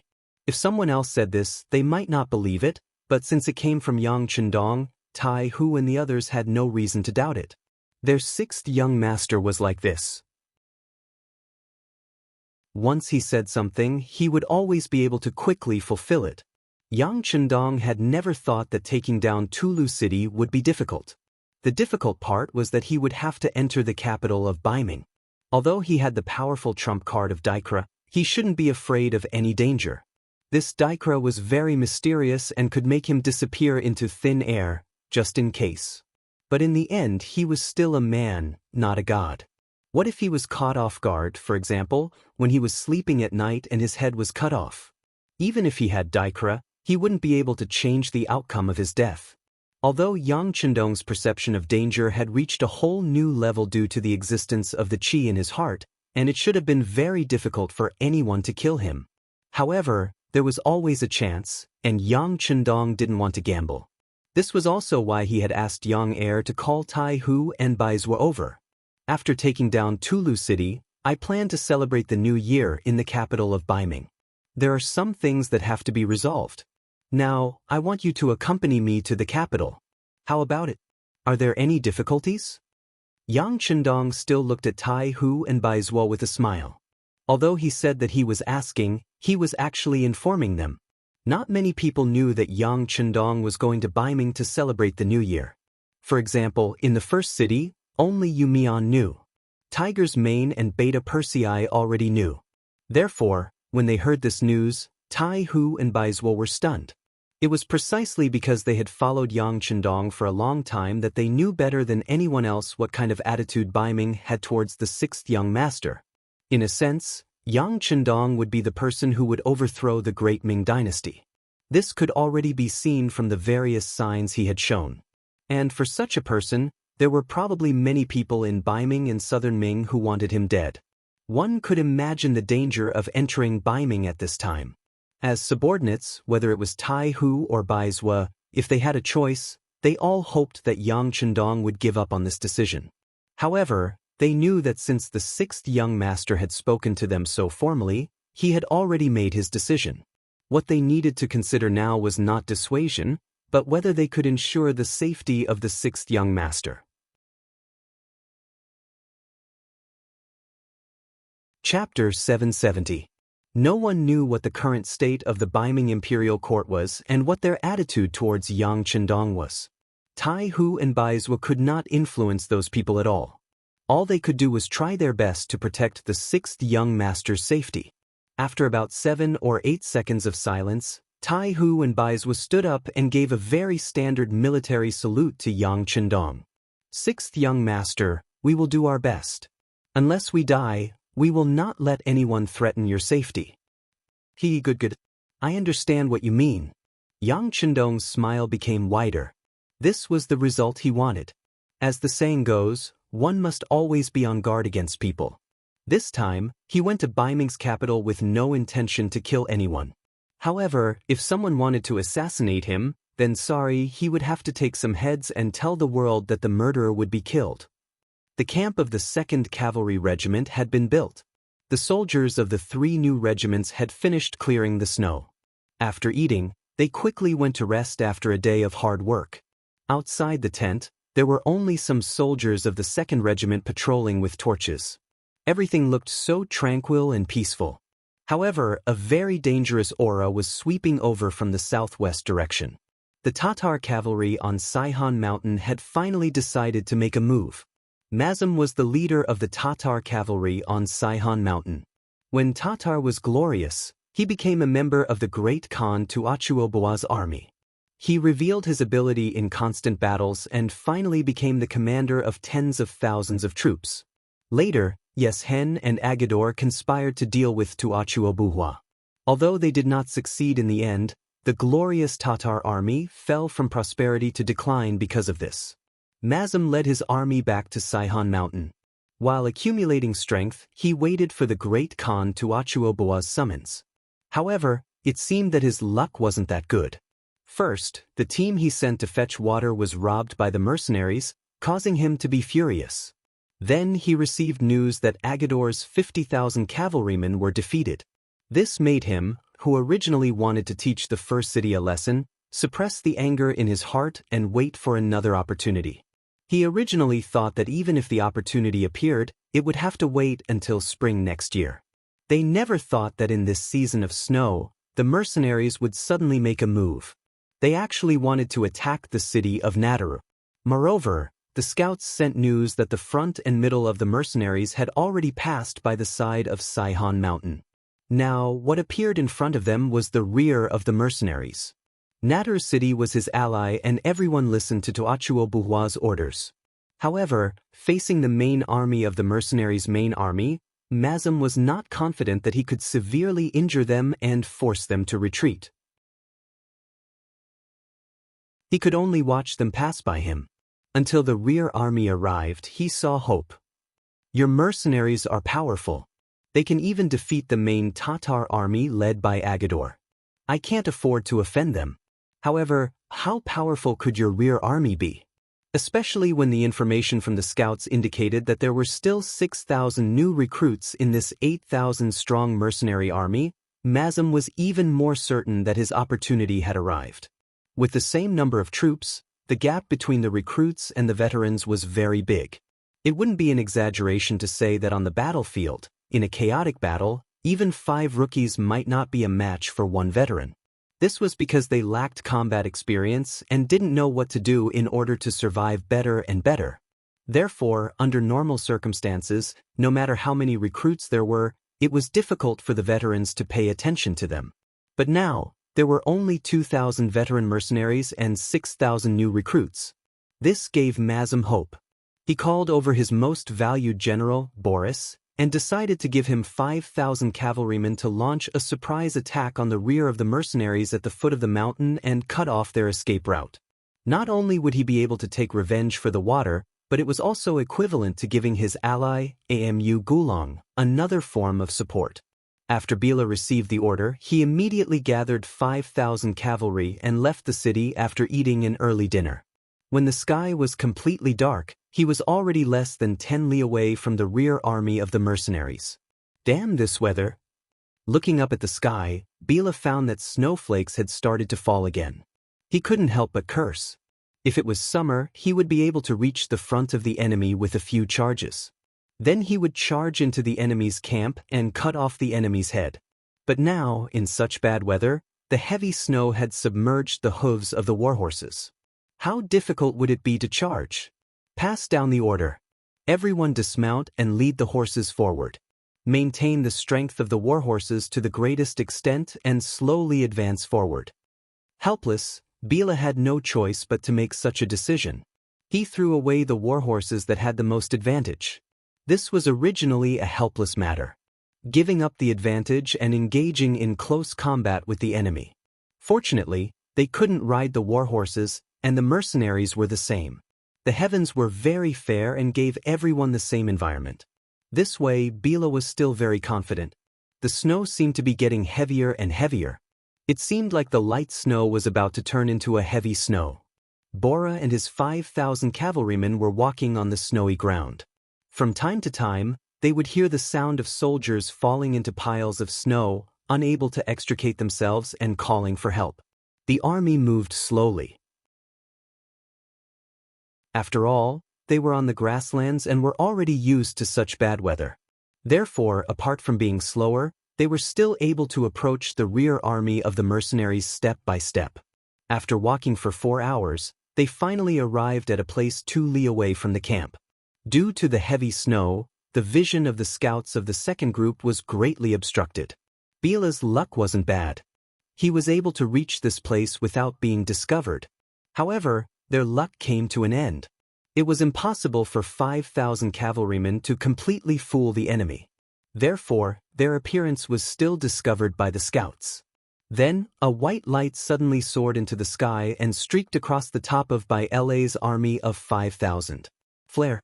The white light instantly illuminated the entire ground and revealed the figures of the 5,000 Tatar cavalry. When the scouts saw the number of people on the other side with the help of this flare, the urgent sound of a horn resounded across the land. Enemy attack! Enemy attack! The enemy is cavalry. There are around 4,000 to 6,000 of them. After the scouts estimated the enemy's military strength based on their experience, they began to run as fast as they could, shouting and spreading the news. What is that? How can it be so bright? Could it be that the moon has fallen from the sky?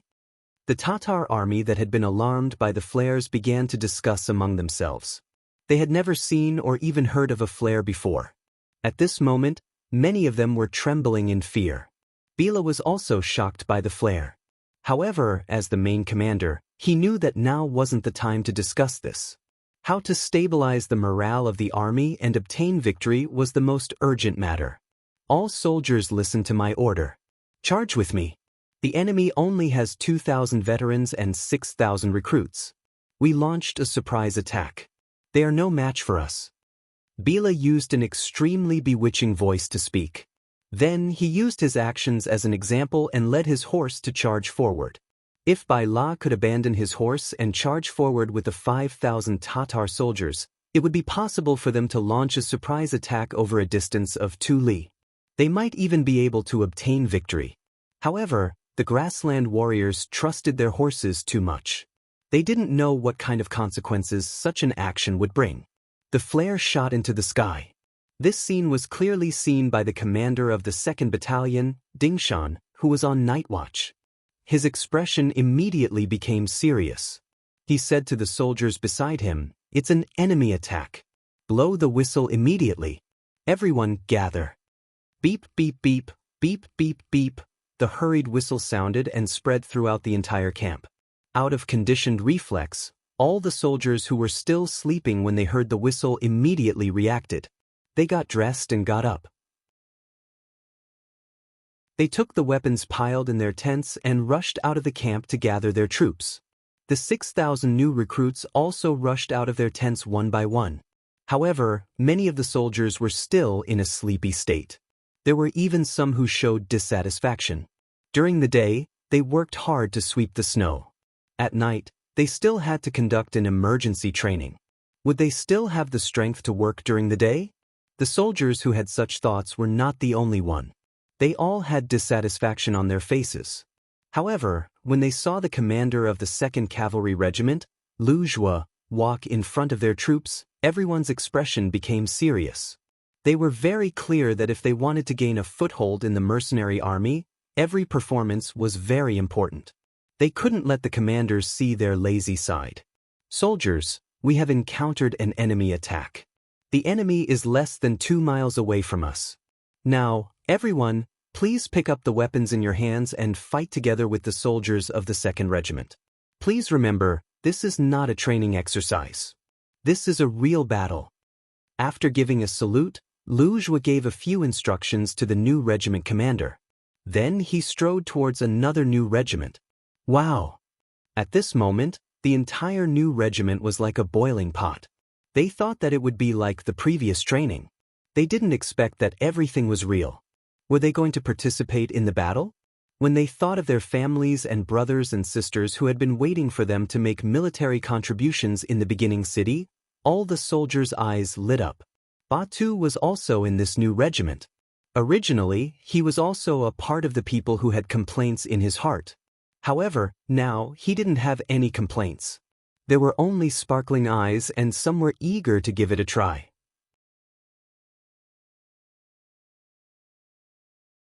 Chapter 771. Mother, sister, just wait for the good news of my meritorious service.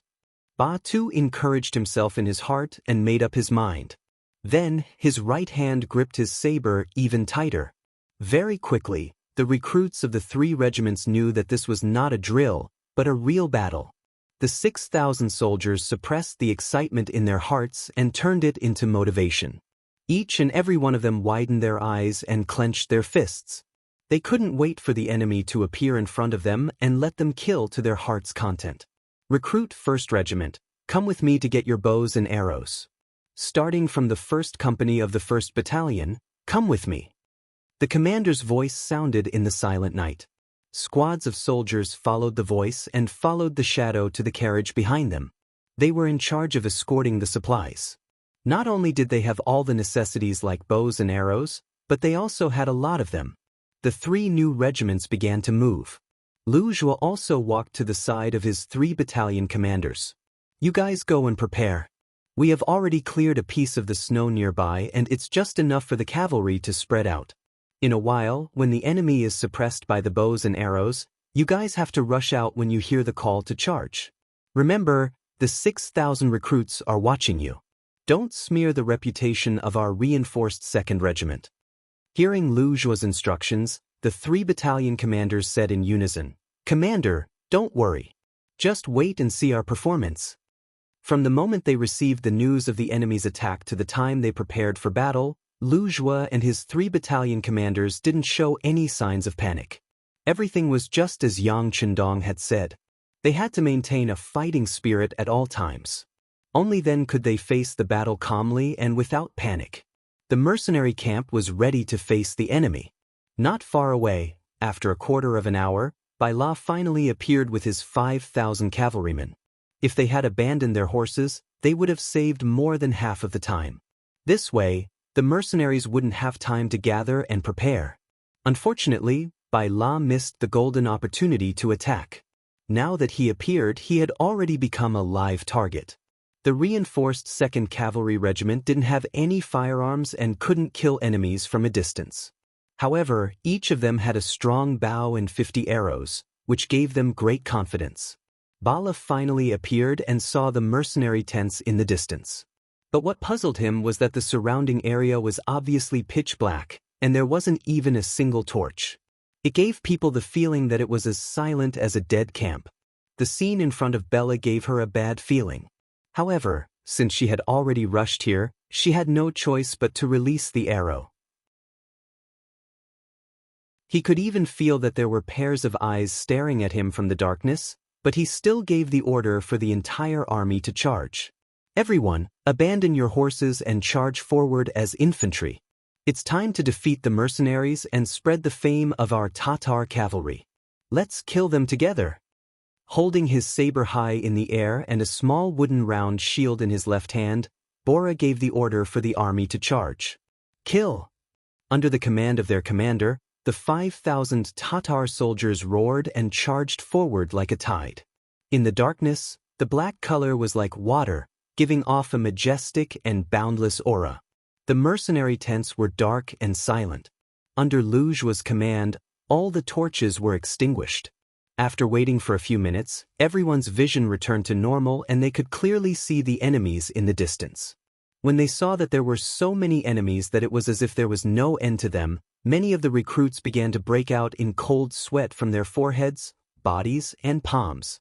Although their usual training was based on actual combat, and in the short 2 months of recruit training, they had carried out several military exercises, but exercises were still exercises and couldn't be treated as real. This time, they were facing real enemies. If they weren't careful, they might lose their lives here. People would die in war. Everyone understood this principle. The only difference was who would be the one to die. Calm down, take a deep breath. Think of our family members who are waiting for good news. Think of the beautiful future. Look at the target, adjust your breathing, and prepare to release the arrows. Mixed in with the recruits, there were many veteran squad leaders and vice squad leaders.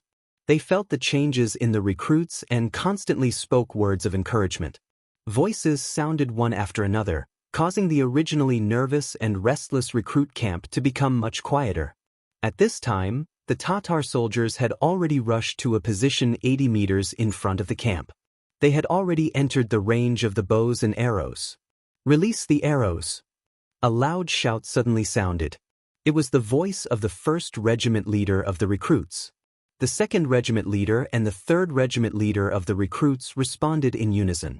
Out of instinct, as soon as the voice fell, countless arrows broke through the air and shot towards the Tatar soldiers. Ding ding dang dang, dang dang ding ding. The sound of arrows breaking through the air, falling to the ground, and colliding with shields and weapons rang out one after another. It was very lively. A wave of 6,000 arrows was shot out and collided with the Tatar soldiers. For a moment, countless black figures fell to the ground. At least 300 people suffered different degrees of arrow injuries. The effect is not bad. Again, release the arrows. Seeing that 6,000 arrows were shot out, but only 300 of them were killed or injured, the new recruit commander couldn't help but sigh in his heart. Recruits were still recruits after all. They were still too nervous, so much so that most of them didn't perform to their full potential. Voices of encouragement rang out. Compared to before, some of the recruits had already begun to adapt. When they took out their bows from their quivers, their hands were no longer trembling like before. Their gazes had also become much calmer at this moment. "Ha, did you see that? Recruits are still recruits. Even this can't hurt us. What are you afraid of? Let's kill together." Bai La was protected by a group of bodyguards. When the arrows came from afar, if it wasn't a shield in front of him, then it was a meat shield. After a wave of arrows, not only was he not injured, but even the bodyguards protecting him were not injured. This result naturally made him overjoyed. In an instant, his self-confidence exploded. He shouted loudly to encourage the soldiers below. At the same time, he increased the pace and speed of the charge. It was true that the opponents were recruits, and most of them hadn't gone to the battlefield. However, don't forget that they had trained in the mercenary camp for 2 months. Originally, they were selected from more than 10,000 young adults. Originally, they had a good foundation. In addition to the hard training, their strength had undergone a qualitative change in a very short period of time. The first wave of arrows didn't perform well because it was the first time and they were too nervous. However, when they let go of their nervousness and picked up their bows, many of the soldiers had already entered a state of mind. They had one eye open and the other closed as they aimed at the target. After adjusting their breathing, the arrows were released and flew out like meteors. Once they entered a state of mind, the advantage of the arrows began to show.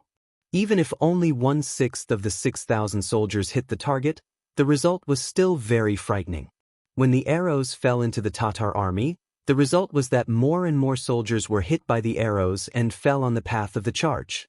Good shot. Seeing the enemy falling to the ground one by one and only less than 6 out of 10 were able to reach the front, the commander Lu Zhuo laughed loudly. "Come, blow the horn of charge. It's time for us to counterattack." Toot toot toot toot toot, toot toot toot toot toot. The loud and clear horn of charge had been blown. Along with this exciting sound, thousands of warhorses suddenly rushed out from the left and right sides of the battlefield. The warhorses galloped at high speed in the heavy snow, bringing up white snowflakes one after another. Correspondingly, there was dark red blood mixed with the white snow. The snow around the camp had already been cleared. The heavy snow had just covered the ground and it couldn't stop the warhorses from galloping wildly in this area. Under the high-speed charge of the warhorses, when the sabers fell from the sky, countless heads flew up from the ground, and countless blood splattered across the ground. The accuracy of the arrows had increased, and there was also the fierce attack of the warhorses. At this moment, the Tatar army had a feeling of being beaten silly. How did the arrows that were just for show become so accurate? Why did the frequency of the arrows become faster and faster? Why could the enemy cavalry gallop freely on the ground covered in heavy snow? There were too many whys, but no one would answer them now.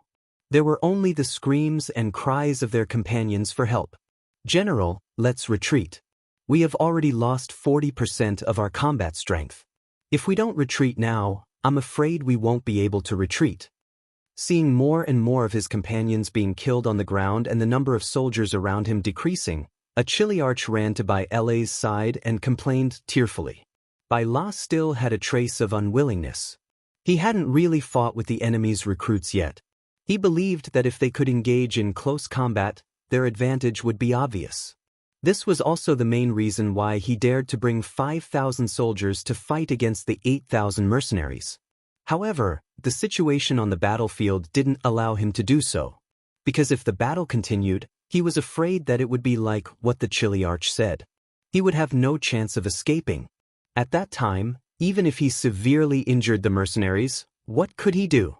Clenching his teeth, his face was filled with unwillingness. After changing his mind several times, Bai La finally gritted his teeth and gave the order, "Retreat! Retreat as you fight. If the enemy dares to charge over, counterattack with all your strength when the snow is thick."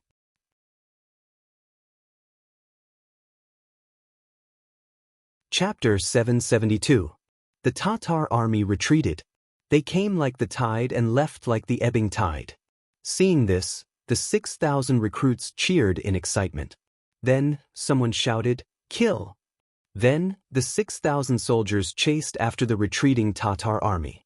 Due to the terrain, the 2,000 veterans of the 2nd Cavalry Regiment had limited space to move around. When they chased the enemy into deep snow, the only thing they could do was to watch the enemy escape.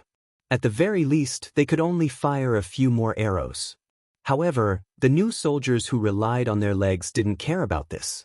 They charged through the thick snow and rushed in front of the Tatar soldiers running behind them. They brandished their swords and hacked at them. The number of soldiers in the new regiment was too many. Perhaps they didn't have much experience in fighting, or perhaps it was their first time seeing blood. However, when 4 or 5 or even more recruits simultaneously attacked a veteran, even if the veteran's strength wasn't bad, 2 fists were no match for 4 palms. In the end, after leaving behind nearly 100 corpses, they fled in a sorry state. Withdraw the troops and return to camp. Following the military strategy of not chasing a cornered enemy, Lu Zhuo promptly ordered the overly excited recruits to stop. The snow in front of them was too thick. If they fought there, no one would be able to gain an advantage. And he wouldn't do a losing trade. The commander gave the order. Following orders was always the first lesson for the recruits. No matter how dissatisfied they were, they could only obediently retreat. Then they counted the spoils of war and the number of enemies killed. Originally, Bai La was prepared to counterattack halfway. Seeing that his last chance was gone, he sighed and led the army back to Saihan Mountain. He had already lost 2,000 soldiers and horses. Now, he no longer had any advantage in terms of military strength. If he continued to fight, he would only be looking for trouble. In the end, it wasn't that Bai La didn't have a chance to win. If he could have abandoned his horse at the earliest moment and suddenly attacked, the 3 new regiments wouldn't have enough time to assemble. Under the chaos, they wouldn't be able to form an effective resistance. Only the heavens knew what the result would be. The failure of command made Bai La return in failure. He didn't seize the fleeting opportunity. Lu Zhuo ordered people to clean up the battlefield and count the results. At the same time, he ordered people to quickly report the results to the 6th young master at the front.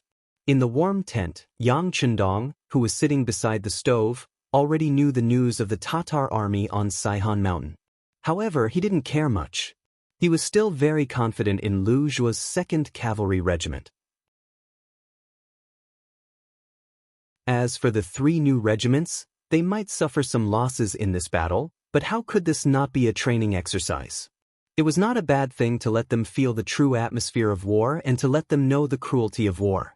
When Beta Persei hurriedly entered the tent and reported the results of Lu Zhuo's 2nd Cavalry Regiment and explained that the Tatar army had retreated, Yang Chendong's face didn't show the slightest shock.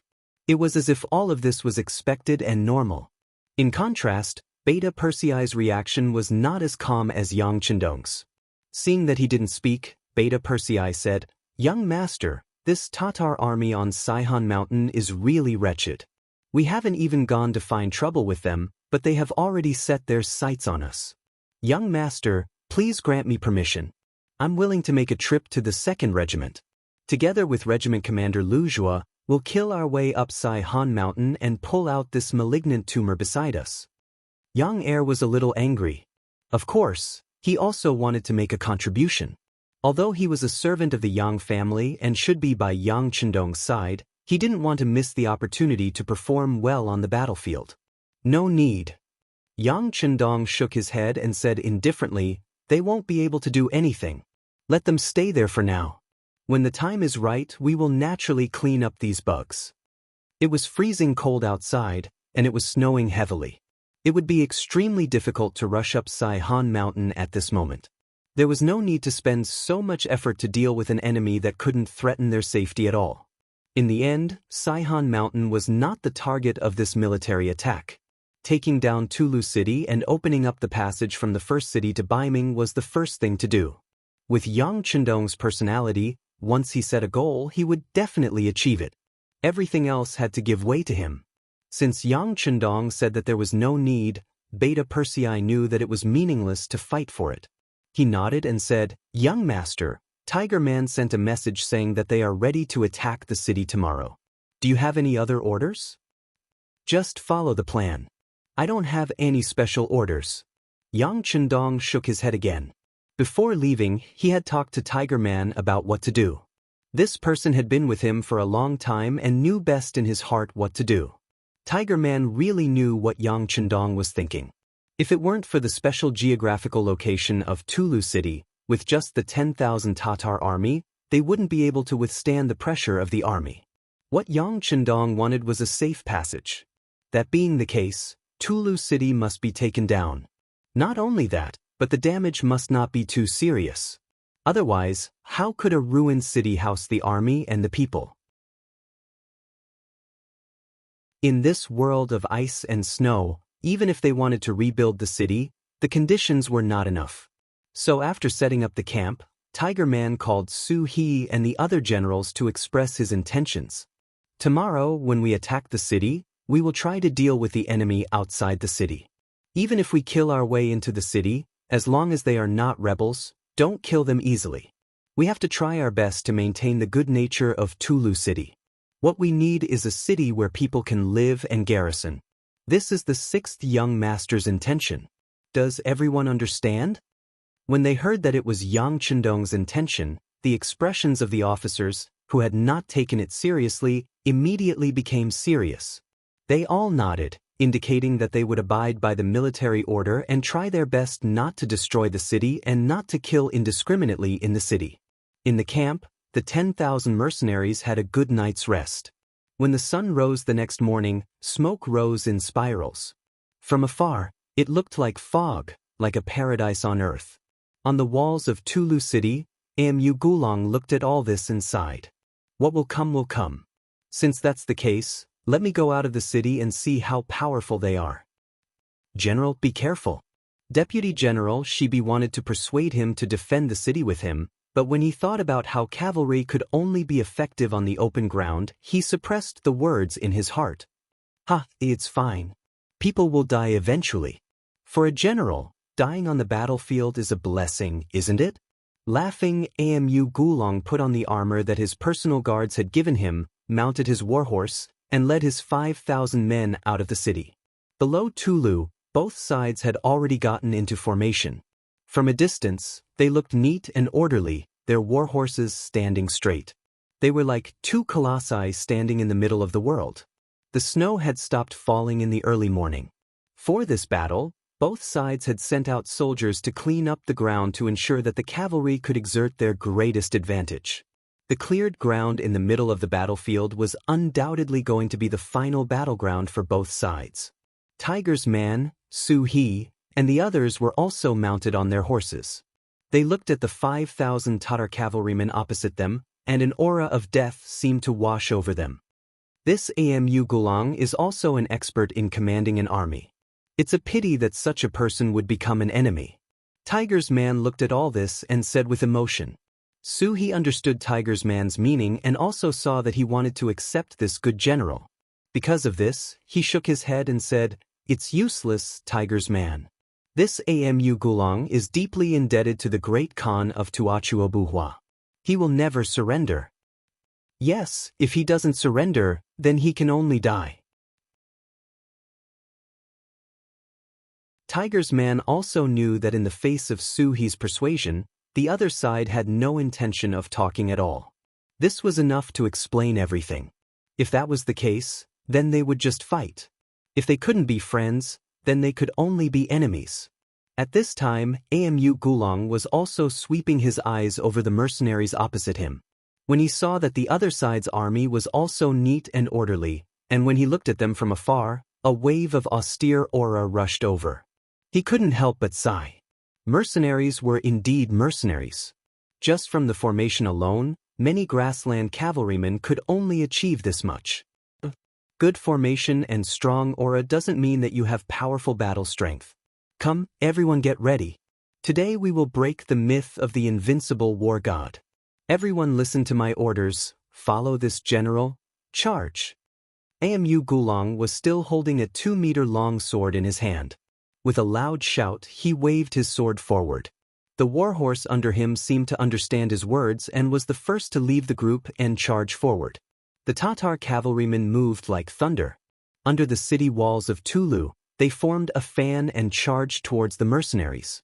As if they knew that the mercenaries had firearms, the 5,000 Tatar cavalrymen were not too concentrated. Instead, they were very scattered. Each cavalryman maintained a distance of at least 3 meters from each other as they charged straight for the kill. The earth trembled as if it was shaking. It was like a tsunami, making it impossible for people to regain their previous calmness. Seeing the enemy cavalrymen charging over with great morale, Tiger's man raised his right hand unhurriedly and loudly ordered, "Independent regiment, 6 firearm battalions, listen to my orders. Wait until the enemy is 600 meters away before firing. Before that, no one is allowed to move without orders. Otherwise, you will be punished by military law." They had already decided on how to deal with these 5,000 Tatar cavalrymen during last night's meeting. That was to use firearms to heavily injure the enemy.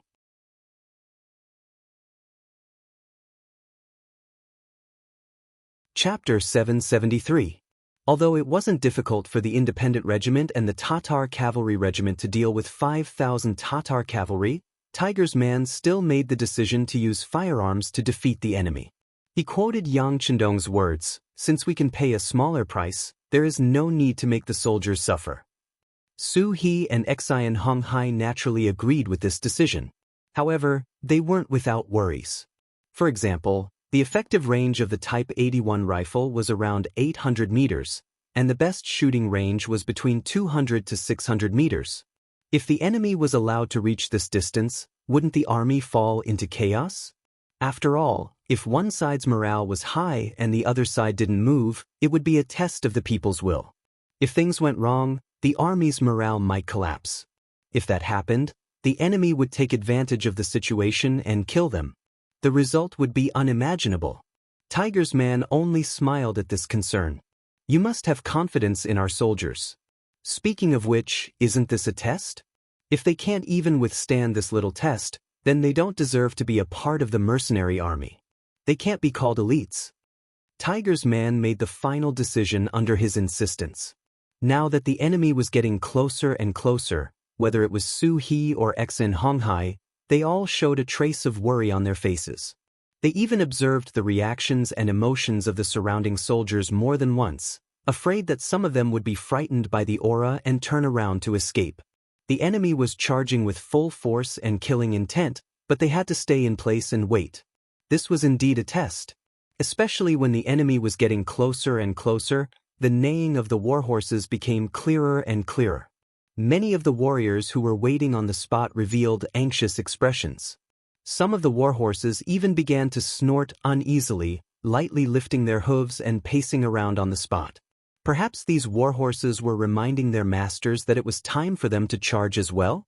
Anxiety could be seen on everyone's face. Some of the soldiers who weren't mentally strong turned pale, but fortunately, there weren't any deserters. Even though the cavalry on the other side was getting closer and closer, and the pressure was getting stronger and stronger, most of them were still staring ahead. Without any orders, they didn't even draw their cavalry swords. Tiger's mane was also paying attention to the reaction of the army. He couldn't help but smile when he saw that the soldiers' expressions had changed, but their formation was still stable. It was said that the battlefield was the best place to test and train a warrior. It seemed that this was indeed the case. Of course, Hu Mang still had a sense of propriety when doing things. He knew that going too far was bad. Seeing that the pressure on the soldiers had reached a peak, he finally gave the order. "Everyone listen up. Draw your swords." As soon as he shouted, the trumpeter beside him immediately blew a very short bugle call. This was one of the characteristics of mercenaries. Most of the time, they would use loud bugles to replace the traditional signal flags. Compared to the command flag, which they had to stare at closely, the sound of the bugle could be heard more clearly, allowing them to make the correct judgment and action immediately. Shwa! The sound of swords being drawn rang out in unison.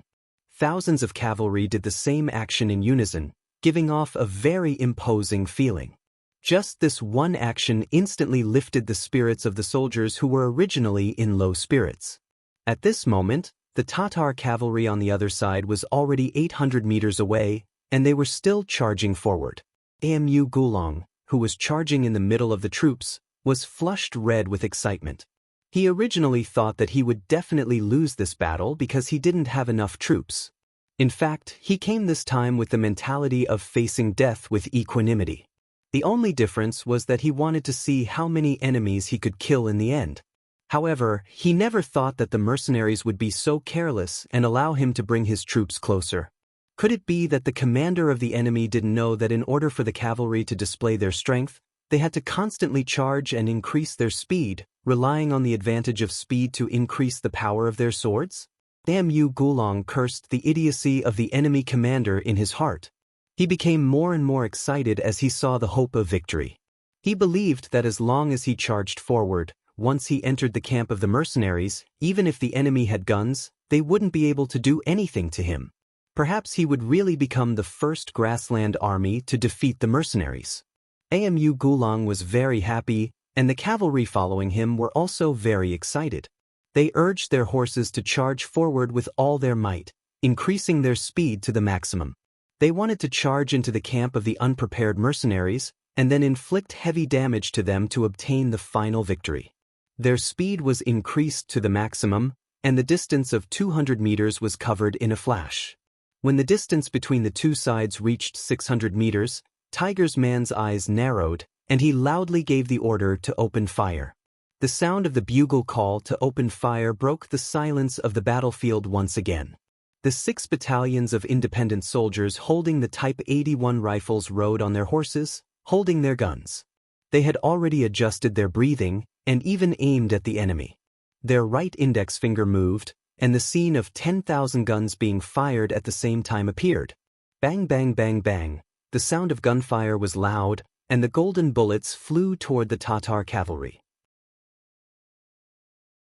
Both sides collided on their respective paths, causing flowers to bloom and blood to splatter. When the bullets entered the human body, under the powerful force, some of the bullets directly sank into the human body, causing damage to the tissues.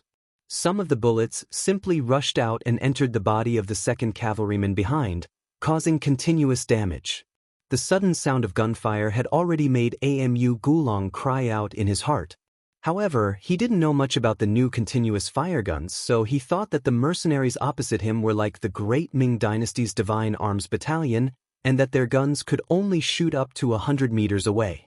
The reason why the enemy opened fire now was just to create a kind of momentum and put a huge psychological pressure on his soldiers.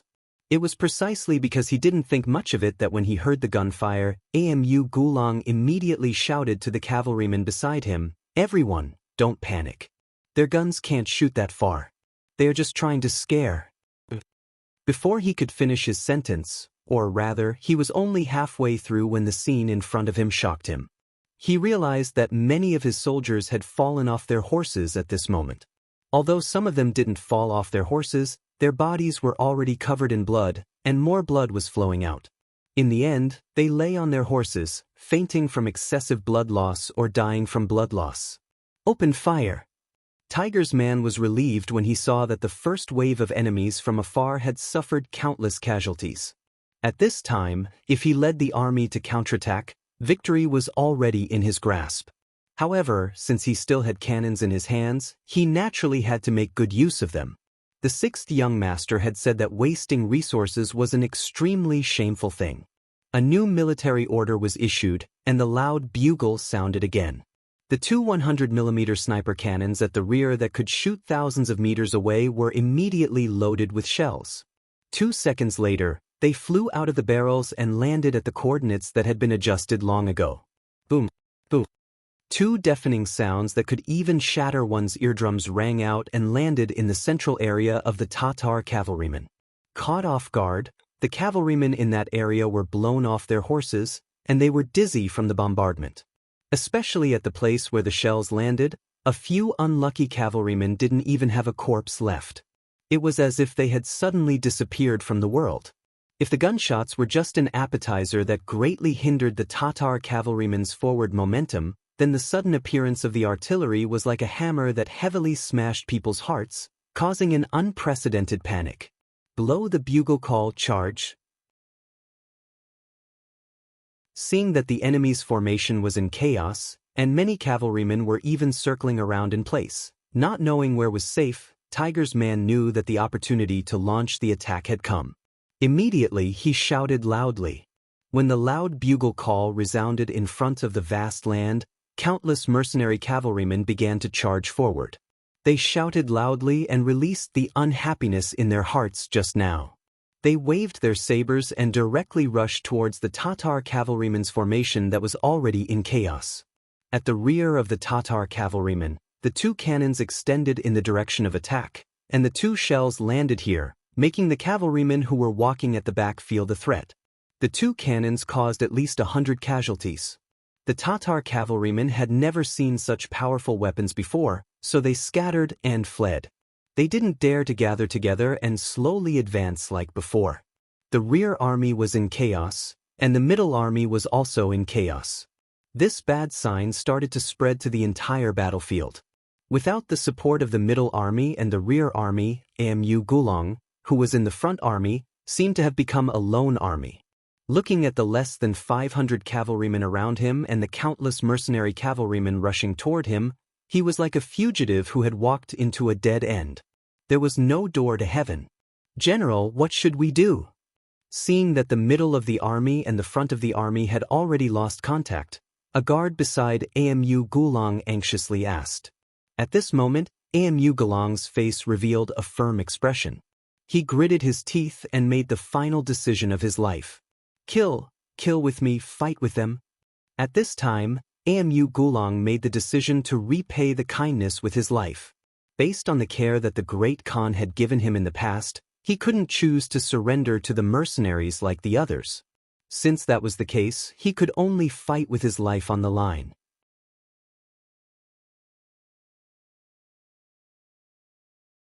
Chapter 774. Kill. After making his decision, Amu Gulong was the first to whip his horse and charge towards the countless mercenaries. Beside him, the 500 Tatar cavalrymen seemed to have been influenced by him and charged forward with a loud roar. "General Suhi, I'll leave this place to your Tatar cavalry.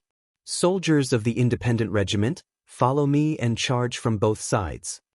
Tiger's mane saw through Amu Gulong's intentions with a single glance. Since the other party wanted to die for a righteous cause, then he would fulfill his wish. How could Tiger's mane pay too much attention to an enemy general who wouldn't surrender? After shouting at Suhi, he and Vice Commander Xen Honghai led their troops from the left and right, leaping over Amu Gulong's 500 cavalrymen and charging forward. Amu Gulong also didn't have any thoughts of stopping Tiger's mane. He had already seen Suhi coming from the front and knew that this was his opponent. He immediately brandished his long sword and charged forward. Both sides didn't have any intention of retreating. Like two high-speed mad bulls, they collided with each other in the next moment. Then the cavalrymen intertwined with each other and the sound of weapons clashing could be heard. Clanking sounds could be heard as the cavalrymen fell from their horses one after another and died on the battlefield. After a charge, when both sides turned their horses around, they saw the corpses of more than 200 cavalrymen on the battlefield. 90% of these corpses belonged to Amu Gulong's men. 500 against 3,000, there was a great disparity in military strength. In addition, the sabers in the hands of the Tatar cavalry were very sharp. Once Amu Gulong's men clashed with them, the sabers would often break after 5 or 6 strikes. At that time, they would only be at the mercy of the enemy. In just one clash, they had lost more than 200 soldiers. Nearly half of their forces had been lost. Aghast could be seen in Amu Gulong's eyes. But then his face turned red and he shouted again, "Follow me and kill." The second clash began. Sabers were waved, shouting, and war horses neighed. There were 3,000 people on one side and 200 on the other. Once again they clashed. Amu Gulong brandished his 3-meter-long blade, continuously slashing about. He had exchanged blows with at least 7 mercenaries, killing 2 of them on their horses. However, he was also tired to the point where he was gasping for breath. When he turned around to look at his horse again, he saw another 200 or so corpses on the battlefield. Most of them were still his subordinates. "General, I'm afraid we can't hold on any longer." It was still the same bodyguard. He seemed to be quite lucky to have held on until now. However, the others were not so lucky. There were originally 500 cavalrymen, but now there were only about 50 left. Not only that, but most of them were also injured. Even without the soldier's reminder, Amu Gulong could see that the situation was very unfavorable. However, for Amu Gulong, who had long been prepared to die, this was just a matter of asking for mercy. "How many of them did we kill?" "You've seen it clearly." Although he knew that he was about to die, Aga Gulong was still concerned about the number of enemies he had killed. Perhaps this was the reason why he insisted on fighting to the death. Even if he died, he would drag some of them down with him. This may be less than 30 people.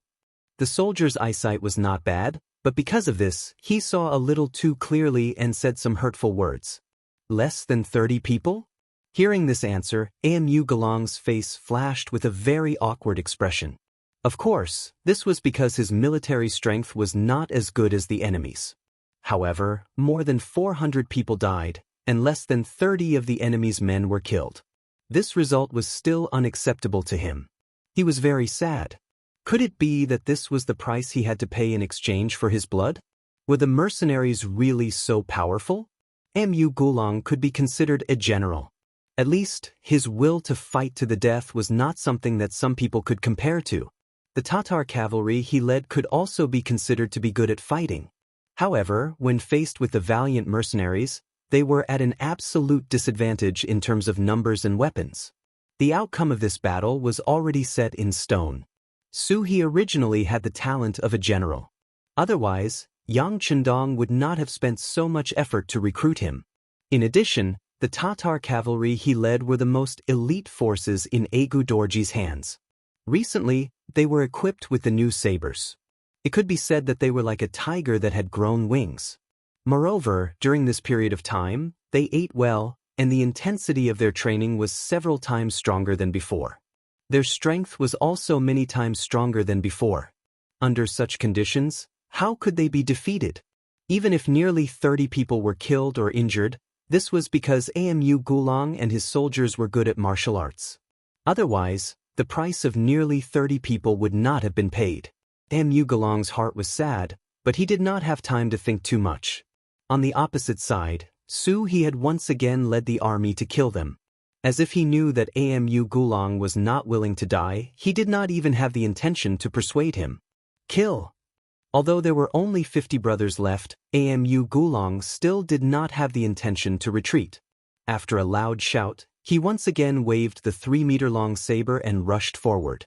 This time, his target was Su-he. Generals against generals, this was a kind of challenge, but also a kind of determination. It showed that Amu Gulong had given up on the road of survival and was determined to severely injure Su-he before he died. After all, Su-he was Agu Dorji's most trusted general. His status was far higher than Amu Gulong's. Even in terms of personal strength, Su-he was much stronger than Amu Dorji. He knew that the opponent was stronger, but he still wanted to challenge. This kind of courage had already explained everything. "Leave this person to me. You guys go and deal with the others." Su-he also saw Amu Gulong's determination to fight to the death. He immediately decided to help him. He glanced at Gu Shan and the others who were protecting him. Gu Shan and the others had to obey the general's order. After a sound of agreement, they rushed to the other enemies. For a time, the battlefield became a vacuum. Su-he stood with his saber, waiting for Amu Gulong to approach. In the distance, a man and a horse were approaching quickly. The 3-meter-long broadsword had already been raised. When they were 3 meters away from Su-he, the broadsword fell from the air and pressed down with the whistling sound of the wind. Clenching the saber in his right hand, Su-he stared at Amu Gulong's every move. When the saber fell, he moved sideways and raised his saber to cut it. Under the powerful arm, the collision of the two weapons caused a spark. Under the huge force, the saber was indeed crooked. Under the collision of the saber, it almost fell out of his hand. Forcibly holding the 3-meter-long saber, Amu Galong's face showed a shocked expression. He had long heard that Su He was an all-rounder. Before, he didn't take it seriously. It wasn't until he really fought with him that he realized that a famous general was indeed a famous general. Sure enough, he wasn't so easy to deal with. The saber fell and also narrowed the distance between the two sides. At this moment, the advantage of the saber was revealed. As the saying goes, an inch shorter is an inch more dangerous. At close range, the horse-chopping blade that was only a meter long was able to fully display its agility. Under the incessant chopping from top to bottom, it caused Amu Galangdi's mind to be thrown into disarray. Numerous wounds appeared on his body. If it was someone else who was cut by the sharp saber, they would have fallen off the horse and been defeated. But Amu Galong was determined to die. He was completely relying on his spirit to make a final resistance. He had already ignored the wounds on his body. He thought that if he could kill Su He, even if he died, it would be worth it. In Su He's eyes, Amu Galong's unwillingness to fight to the death made him reveal a look of admiration. But this was a battlefield, not making friends. Although he was shocked by the opponent's determination to fight to the death, Su He's hands didn't stop. Not only did he wave the saber forward, he also found an opportunity to grab the back of the saber and held it in his hand. If it was under normal circumstances, if Su He dared to be so arrogant, Amu Galong only needed to use all his strength to regain control of the weapon. It was not impossible for him to take the opportunity to seriously injure Su He. But now, he was already covered in scars. His strength was almost exhausted. Facing Su He's huge strength, he was already powerless to resist. With his saber restrained, Amu Galong could only passively take the beating.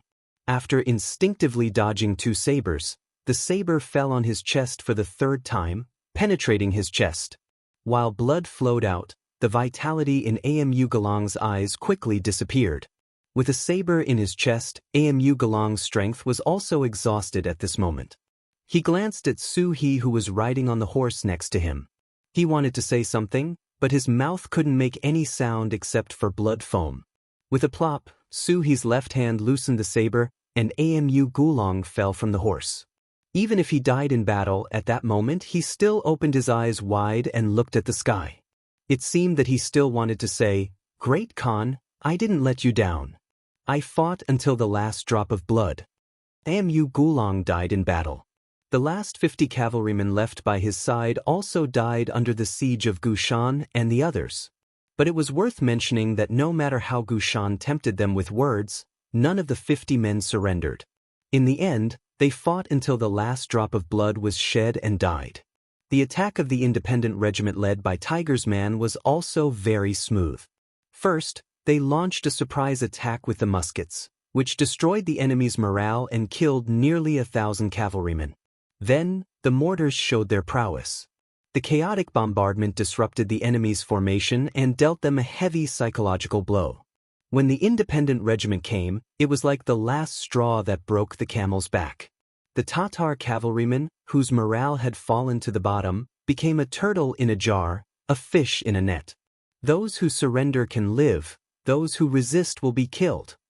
Tiger's Man shouted, and the soldiers of the independent regiment also shouted.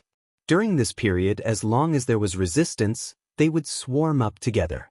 Several sabers would come at the same time. No Tatar cavalryman could withstand such power. There was no other choice but to die.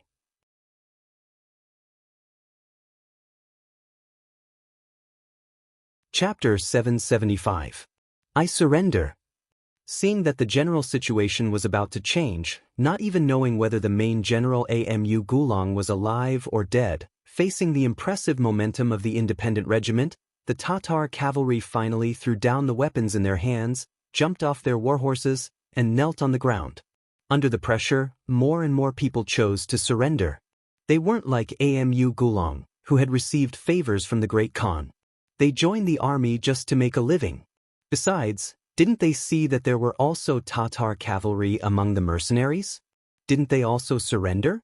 Since there was a precedent when it came to surrendering, no one seemed to be so resistant.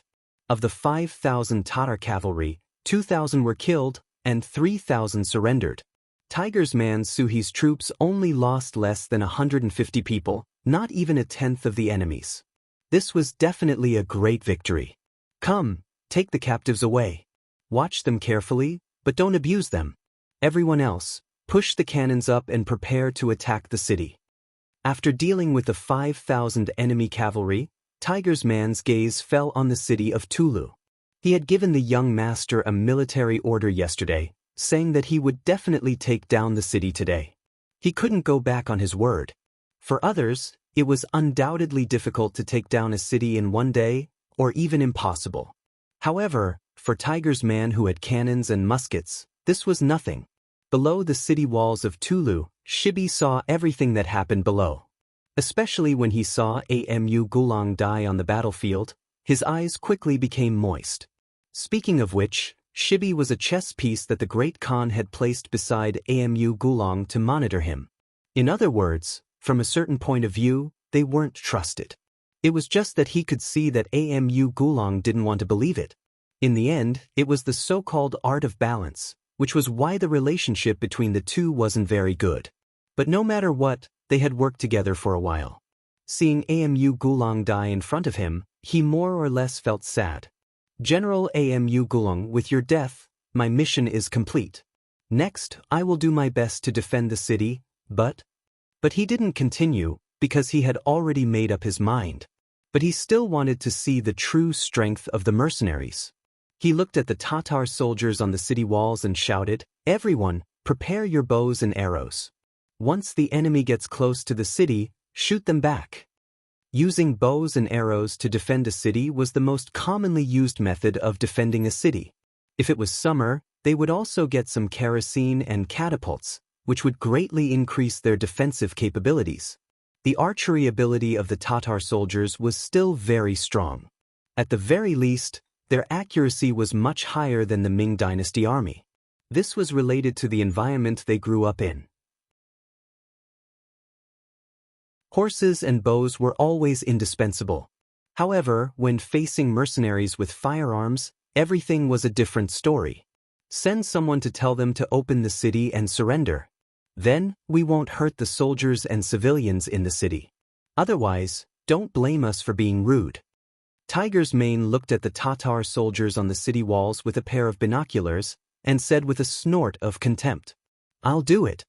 Vice Commander Xen Honghai took the initiative to accept the task. He took a self-made iron horn and rode out alone. When he was 150 meters away from the city walls, he suddenly stopped, and then his loud voice had a chance to show off. "Soldiers on the city walls, listen up." As Xen Honghai shouted, the expressions of the Tatar soldiers on the city walls changed again and again. At this time, many of them couldn't help but look at General Shibi. Obviously, they all knew that if General Amu Gulang's 5,000 cavalrymen were defeated, their 5,000 infantrymen without war horses would not be able to resist at all. If they continued to fight, they would die. If they surrendered, they might find a way to survive. How could Shibi not see the thoughts of the soldiers on the city walls? But if he didn't even fight, he would be letting down the dead Amu Gulang. So he said loudly, "Brothers, I know what you're thinking. But after all, this is a siege, not a cavalry charge. I think we still have the strength to defend the city. If we can't win, it's not too late to surrender. I think you all still like the feeling of freedom." Shibi's understanding of the people's hearts was immediately met with a wave of support from the soldiers. At this moment, the Tatar soldiers standing on the battlements stared at the mercenaries on the city walls. It was as if they were saying, "If you want to come, we'll serve you with bows and arrows." Xan Honghai shouted a few times but didn't hear any response. He patted his horse and returned to Tiger's Mane's side. He spread out his hands and said, "Tiger's Mane, they won't surrender." "Ha, if they don't surrender, then we'll make them surrender. Men, prepare the cannons. Musketeers, go forward and fire 200 meters away. The rest of the cavalry, get ready to charge with me." Tiger's Mane said with a face full of confidence. With his muskets and cannons, he really didn't put Tulu City in his eyes. The city walls were quickly prepared. 6 battalions, totaling more than 2,000 gunmen, slowly advanced. They stopped 200 meters away from Tulu City. Then, they lined up in a straight line and aimed at the city wall. On the city gate tower, between the battlements, Shibi was leading thousands of Tatar soldiers to look down. Originally, they had prepared their bows and arrows to give the enemy a head-on blow. But when they saw the enemy stop 200 meters away, they all looked down curiously. They didn't know what the mercenaries were going to do next. They couldn't be blamed. Their understanding of muskets was completely based on the impression the Ming dynasty gave them. At that time, muskets could only fire up to a distance of 100 meters. It wasn't much different from bows and arrows. The only difference was that it seemed to be more lethal. During the battle with the Ming dynasty, because of the distance, they couldn't see clearly how Amu Galong's cavalry was hit. The Tatar soldiers still had a confused expression. The 6 battalions of mercenaries didn't hold back. Most of them were auxiliary soldiers. Some of them even had the qualifications to take the cold front test. During this period of training, their strength had reached a new level. Now that they were facing an enemy close by, they were already full of fighting spirit. All they lacked was the order to open fire. Now, the order was finally given. Tiger's Mane raised his right arm and lowered it. The trumpeter beside him blew the bugle horn for permission to open fire. Immediately, the sound of gunfire rang out. Countless bullets flew towards the Tatar soldiers on Tulu City as if they had eyes. The Tatar soldiers who didn't have the slightest bit of mental preparation and didn't take the musketeers seriously suffered a great loss. A second after the sound of gunfire rang out, a bloody scene appeared on the city tower. At least a few hundred soldiers were shot in the vitals because they didn't take any precautions. Only a few lucky ones managed to escape with their lives because the bullets missed and hit the battlements. Quick, squat down. Don't stick your heads out. The moment the gunfire rang out, Bear instinctively lowered his head and leaned against the battlements. Because of this, he managed to avoid a disaster. But when he saw that many soldiers were hit by the muskets because they didn't dodge and fell to the ground with their heads tilted to the side, he couldn't help but shout out loud. Facts speak louder than words. There was no need for Bear to shout. All the soldiers looked for a place to hide with a frightened expression. They were very surprised. What kind of musket was this? Not only could it hit so far, but it was also so accurate. In the face of such a weapon, who would dare to stick their head out and shoot? What was the difference between that and seeking death? Like the other soldiers, Bear's face also showed a frightened expression. He was a general, but he also only had one life. If he was hit by a bullet, he wouldn't be any better. All the Tatar soldiers found a safe place to hide, so they couldn't pose a threat to the mercenaries below the city. It was at this moment that the city towers seemed to tremble. The mortars had begun to show their might. After accurately aiming at the target, the 2 mortars fired simultaneously. One of the mortars hit the city gate of Talu City. After a loud bang, the seemingly heavy city gate was completely blown apart. Along with the city gate were dozens of Tatar soldiers who were holding huge logs against the city gate. Their task was to guard the city gate. The enemy was cavalry, so they shouldn't be good at sieges. With one side defending and one side attacking, the situation should be in their favor. They didn't expect that the mercenaries wouldn't be polite at all. With just a blast from the 2 cannons, the city gate was blown apart. They didn't even have the slightest intention of drawing out the distance. When the city gate was opened, the vice commander Xen Honghai on horseback roared and took the lead to charge into Tulu City. Behind him were 5 battalions of 2,000 independent soldiers. Xen Honghai launched an all-out charge. The commander of the Tatar cavalry regiment, Su He, also didn't want to be outdone. With a shout, he also led his troops to follow. While charging, he suppressed the shock in his heart. Heavens! The power of the mercenaries' cannons was too great.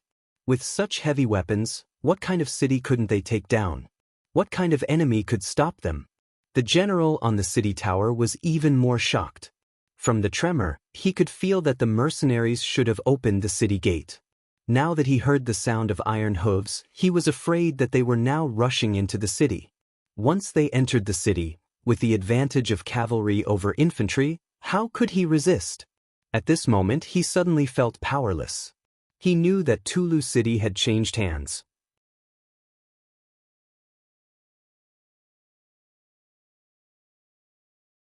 Chapter 776. General, the cavalry used the cannons to blast open the city gates. They are now charging into the city. Our soldiers can't stop them at all. A Chiliarch frantically crawled over to Shibi, who was still hiding behind a battlement, and spoke with an urgent expression. Can't stop them? Shibi seemed to be talking to himself. Yes, we can't stop them. Many of the soldiers below the city had already surrendered. Actually, we can't blame them. The difference in strength between the two sides is too great. Plus, our brothers haven't had a full meal for a long time. We even killed more than half of our warhorses. We don't have enough strength to continue fighting with them. The Chiliarch explained to the soldiers below. After Tuachuo Buhua was ambushed by Yeshen and his brother Agar Dorj, he retreated under the protection of his loyal general. From that moment on, the 10,000 Tatar soldiers guarding the city of Tulu no longer had any supplies. As a rootless tree, in order to save themselves, they first launched an attack on the northern Ming territory by raiding grain and grass. However, not only did they not manage to steal much, they were also surrounded by the cavalry sent out by the northern Ming's Wanquan department. If it weren't for the Tatar cavalry's bravery, they would have suffered a great loss. Since Baiming's side didn't gain any benefits, they could only target the grasslands and rob some of the herdsmen. However, this kind of behavior quickly forced the people of the grassland nearby to flee even further away. When the food in the city became less and less, Amu Gulong had no choice but to order the slaughter of the horses. This was also the reason why there were 10,000 Tatar soldiers but only 5,000 cavalry. Half of the missing horses were eaten by the Tatar soldiers themselves. They knew their own situation best. If the mercenaries were ordinary, the Tatar soldiers might be able to muster up the courage to fight and maybe even steal some food from them. But now, facing the mercenaries who were clearly stronger than them, they would die if they continued to resist. Knowing this, it wasn't a big deal that some soldiers chose to surrender. Sigh, since the soldiers below the city have surrendered, let's surrender too. Tell the brothers to stop resisting and surrender.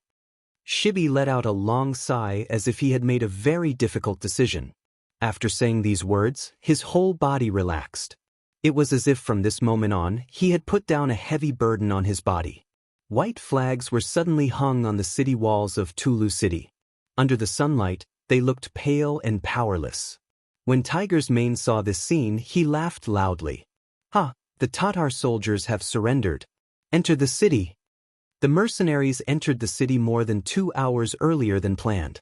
Tiger's Mane's original plan didn't fully unfold it. This made him full of disdain for the 5,000 Tatar soldiers guarding the city. The way he saw it, even with the advantage of the city, the resistance was so weak. The general guarding the city was too incompetent. However, all of this changed because of what he saw after entering the city. When Tiger's Mane entered the city, Su He and Exen Honghai had already completely controlled the situation here. Even Shibi and the others were brought down from the city tower. They knelt on the ground and waited for Tiger's Mane to inspect and inspect. Riding a tall horse into the city, Tiger's Mane originally wanted to ridicule the enemy's general and suppress the enemy's morale. But when his eyes fell on Shibi and the soldiers beside him, he was surprised to find that they didn't look like an army. They didn't look like the valiant and mighty grassland warriors at all. Each of them looked sallow and emaciated. Their clothes looked so big on their bodies. They looked like children wearing an adult's robe. It was so inappropriate. Of course, the Tatar soldiers weren't so poor that they didn't even have clothes to wear. The reason for this was because they were malnourished for a long time. They didn't have enough food to fill their stomachs. As a result, each of them had lost a few kilograms or more. This made them look so out of place with the clothes they were wearing. Tiger's Mane rode on his horse. He opened his mouth to say something, but no words came out. Commander Su He seemed to understand something. He rode his horse to his side and said, Tiger's mane, I've already asked around. These soldiers haven't eaten for a long time. They even used their horses to fill their stomachs. Speaking of this, He couldn't bear to see her like this. For the grassland warriors, the war horses were their brothers. Most of the time, the horses would be there if the men were still alive, and if the men were dead, the horses would also die. If they were to use their brothers as food, one could imagine how bad the environment would be. Not to mention, horse meat was sour and didn't taste very good. If it wasn't for the fact that they had no other choice, who would make such a decision? To arrange for the food to be cooked immediately. At least let them eat their fill first. Tiger's mane suppressed all the words he wanted to say. He finally understood why the Tatar soldiers, who always looked powerful, were so useless today. Presumably, without food, even if they were mercenaries, how much of their strength could they display? He thanked Tiger's mane on behalf of these soldiers. Hearing Tiger's mane's order, he sighed. No matter what, he was still a Tatar. He was connected to these people by blood. Of course, he didn't want to see his own people in such a pitiful state. Seeing He's touched expression, Tiger's mane chuckled. Okay, go and pass down my order. All right, the commoners should be starving. Pass down the order to make a portion for them. Try to let everyone eat their fill. He once again cupped his fists and thanked him. Then, as if he remembered something, he quickly saluted again and quickly rode away. Warm tears flowed out from the corners of his eyes. This time, he was really touched by Tiger's mane's actions. The news of the victory reached Yang Chendong, who was slowly moving. Looking at the battle report, Tiger's mane took down the entire Tulu city at the cost of less than 200 casualties and captured nearly 8,000 enemy soldiers. Yang Chendong laughed. Not bad, Tiger's mane did a good job. It looks like he has the talent to be a general. Seeing that Yang Chendong was in a good mood, Beta Persei quickly flattered him. That's right, Tiger's mane is actually very capable of leading an army. After all, he has been by the young master's side for so long. Of course, there was another subtext to this sentence, which was that he had been by the young master's side for a long time and was also a talented commander. Naturally, Beta Persei wouldn't say these words out loud. He didn't forget the choice Yang Chendong gave him. He could either go down and be a regiment commander and lead an army, or he could obediently stay by his side. At that time, he chose the latter without hesitation. Towards Yang Chendong, besides admiration, Beta Persei also felt gratitude. Because without this master, he might not even know where he would be right now, or whether he was alive or dead. It was precisely because of the sixth young master that he was able to bring him such wonderful things. Now that he was about to have a woman, the gratitude in his heart grew even stronger. He would never leave Yang Chendong's side, but if there was a chance to lead an army to the battlefield, he would also yearn for it. After all, men had such primitive impulses in their bones. Yang Chendong chuckled and didn't make any comments on Beta Persei's words. Instead, he waved his hand and said, "If that's the case, speed up the march. We'll rest in Tulu City today." The distance wasn't very far to begin with. In the afternoon, Yang Chendong and more than 1,000 people arrived at the foot of the city and entered the city together with Tiger's mane and the others who were waiting there.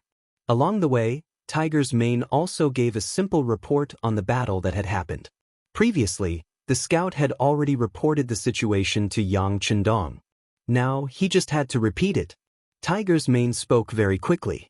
After he finished talking about the battle, his expression became a little depressed. "Young master, the people here don't have it easy." Hearing Tiger's mane say that the Tatar soldiers guarding the city didn't have it easy, Yang Chendong's face revealed a very strange expression. Why did he suddenly speak up for the other party? "Young master, the situation is like this." With a serious face, Hu Mang recounted everything he had seen after entering the city, as well as everything he had learned about the situation. When he said that the Tatar soldiers in the city hadn't eaten a full meal for a long time, and that they had to kill war horses to satisfy their hunger, and that some of the people in the city had to trade their children for food in order to survive, Tiger's Mane clenched his teeth and clenched his right hand tightly. He had a very pained expression on his face.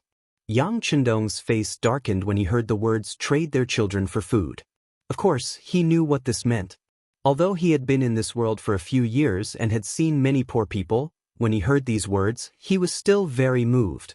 In his mind, he could even imagine what kind of situation the people had to be in to do such a thing. It must be quite a lot of helplessness, right? Presumably, the parents who did this would feel guilty for the rest of their lives, right? Young master, I have already given the order to take out our rations and let the surrendered soldiers and the people have a full meal first. Please don't punish us. Tiger's Mane's voice sounded again, but when he said this, he already looked like he was asking for forgiveness. Speaking of which, it was reasonable to distribute the military rations to the surrendered soldiers. After all, these people might become his comrades in the future. However, distributing the rations to the people, even some women, children, and the elderly, was not something that Tiger's Mane could casually decide. Most of these people didn't have the strength to truss a chicken, so even if they had it in their hands, it wouldn't be very useful. Although the mercenaries already had 2,000 mu of greenhouses in the first city, which could solve a part of the food problem, most of the food still had to be transported by sea from Red Nest City. The manpower and material resources required were too large. Now that the military rations were distributed like this, Tiger's Mane should ask for forgiveness.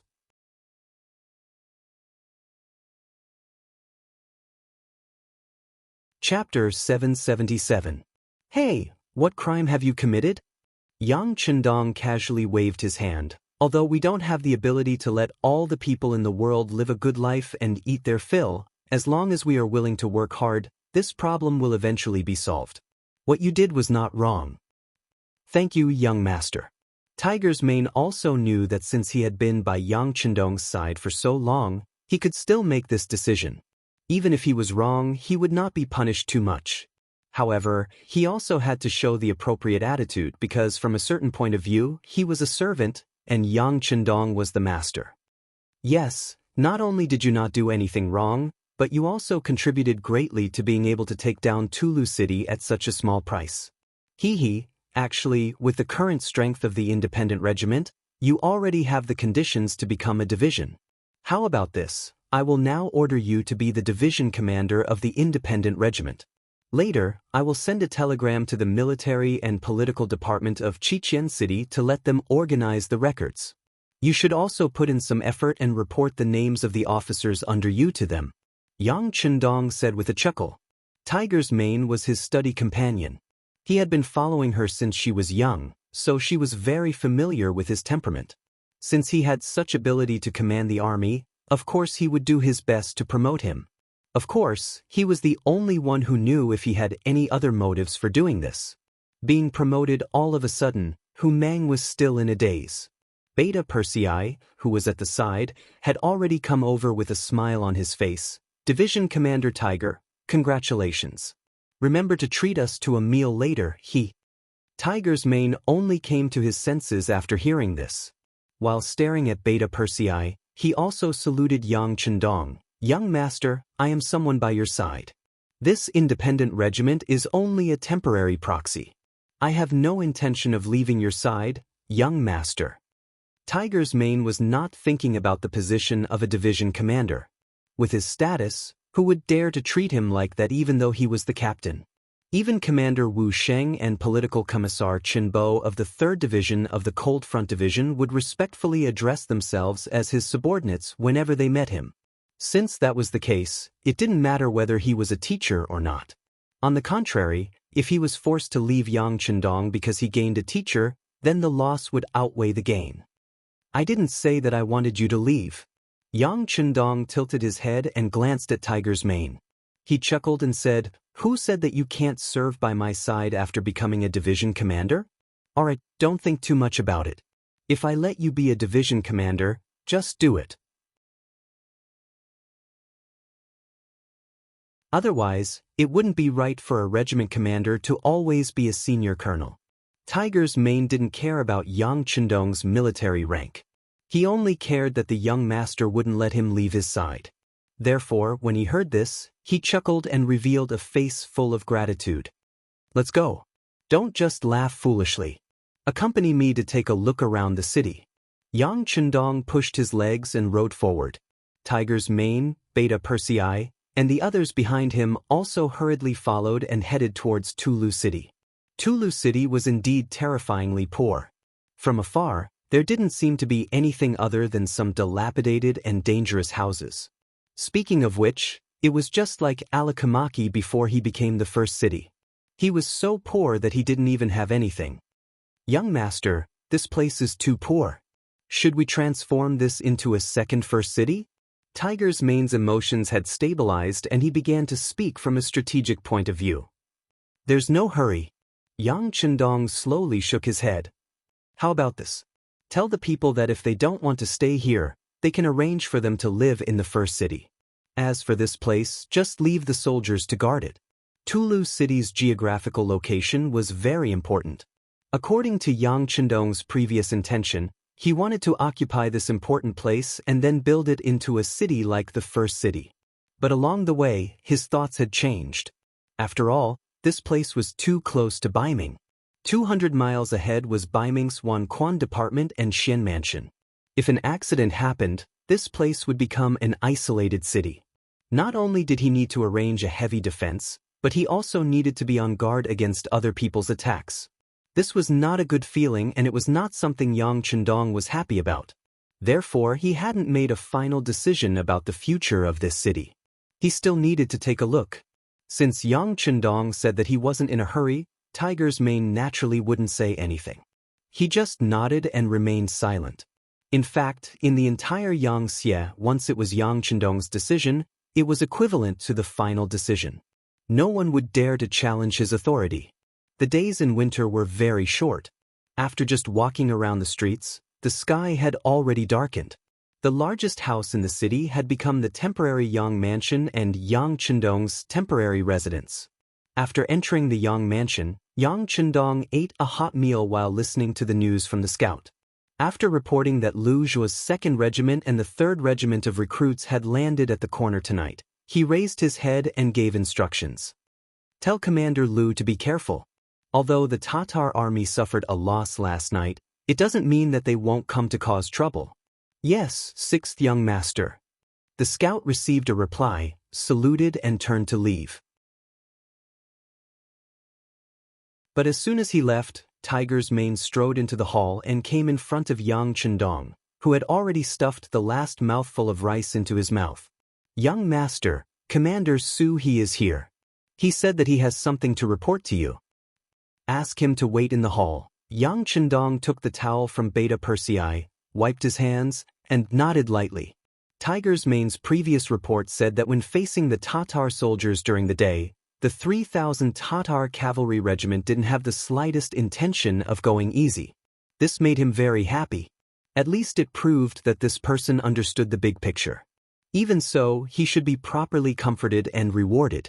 Soon, in the side hall, Su He, who was wearing a black cloak, was led by Tiger's mane to Yang Chendong, who was sitting at the head of the table.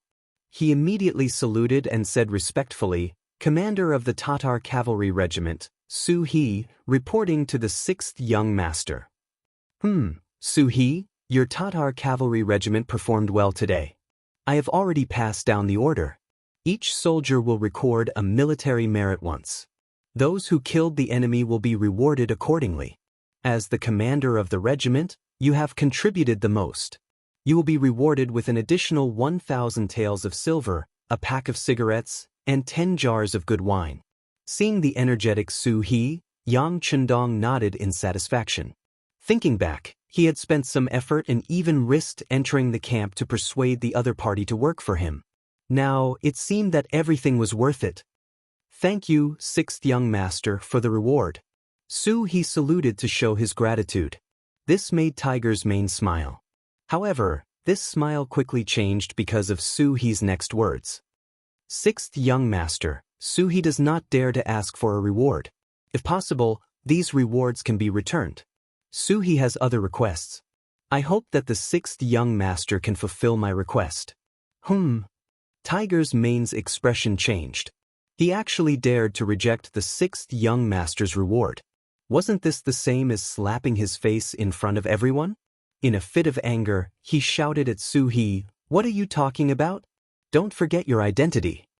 Sigh. On the other hand, Yang Chendong, who was sitting at the head of the table, had a natural expression on his face. He did not show the slightest bit of unhappiness because of the other party's rejection of the reward. Instead, he asked with interest, "If you don't want the reward, then what do you want?" Su He's face was also red. Perhaps it was because of Tiger's Mane's reprimand, or perhaps it was because of Yang Chendong's smile. His heart could not help but beat like a drum. What kind of person was Yang Chendong? Although Su He did not have a complete understanding of him, the great Ming's Duke of Loyalty and Courage, the God of War, and the Messenger of Longevity Heaven that the common people spoke of. Any one of these names alone had an illustrious reputation. Once such a person made a decision, how could he change his mind easily? Since he rejected the reward, the other party should be angry. However, this smile on his face made him even more puzzled. In fact, no one knew Yang Chendong's true identity. Even more so, they did not know that Yang Chendong did not attach much importance to some of the rules of the present age. Just like how he said before that there was no need to kneel when seeing him, all the soldiers who had undergone training were now used to this tradition. Perhaps in other people's eyes, rejecting a reward was a big deal. It was equivalent to rejecting the other party's good intentions. To put it more seriously, it was a slap in the face. If it was bestowed by the emperor, no matter if it was a gift or a marriage, if someone dared to reject it, it was equivalent to defying the imperial edict. That person's entire family would be beheaded. However, in Yang Chendong's eyes, he did not care about this at all. "I gave you something to show that I think highly of you and reward you. If you don't want it, then I'll just take it back. This is not a big deal." This was Yang Chendong's true thought. He did not know this, which was why Tiger Mane was angry and why Su He was so nervous. However, now that Yang Chendong had asked what he wanted, he had to say it even if his next words would anger the other party. Wasn't this the reason why Su He had taken the initiative to come here? With a plop, Su He did not salute but knelt on the ground. This action already showed his determination, and also seemed to indicate that what he was going to say next would not be so pleasant to hear. By the side, Hu Mang's expression changed as well. Instead of the military salute, she knelt down. What did Su He want? Even Beta Persei, who was standing beside Yang Chendong, stared with a pair of tiger eyes. His whole body could not help but tense up. He was only waiting for the young master's next order to teach this Su He a lesson. He would make him suffer and teach him a lesson. Yang Chendong's expression did not change at all when he knelt. He only narrowed his eyes for a moment. Then, he smiled gently and waited quietly. He was also very curious about what Su He was going to say.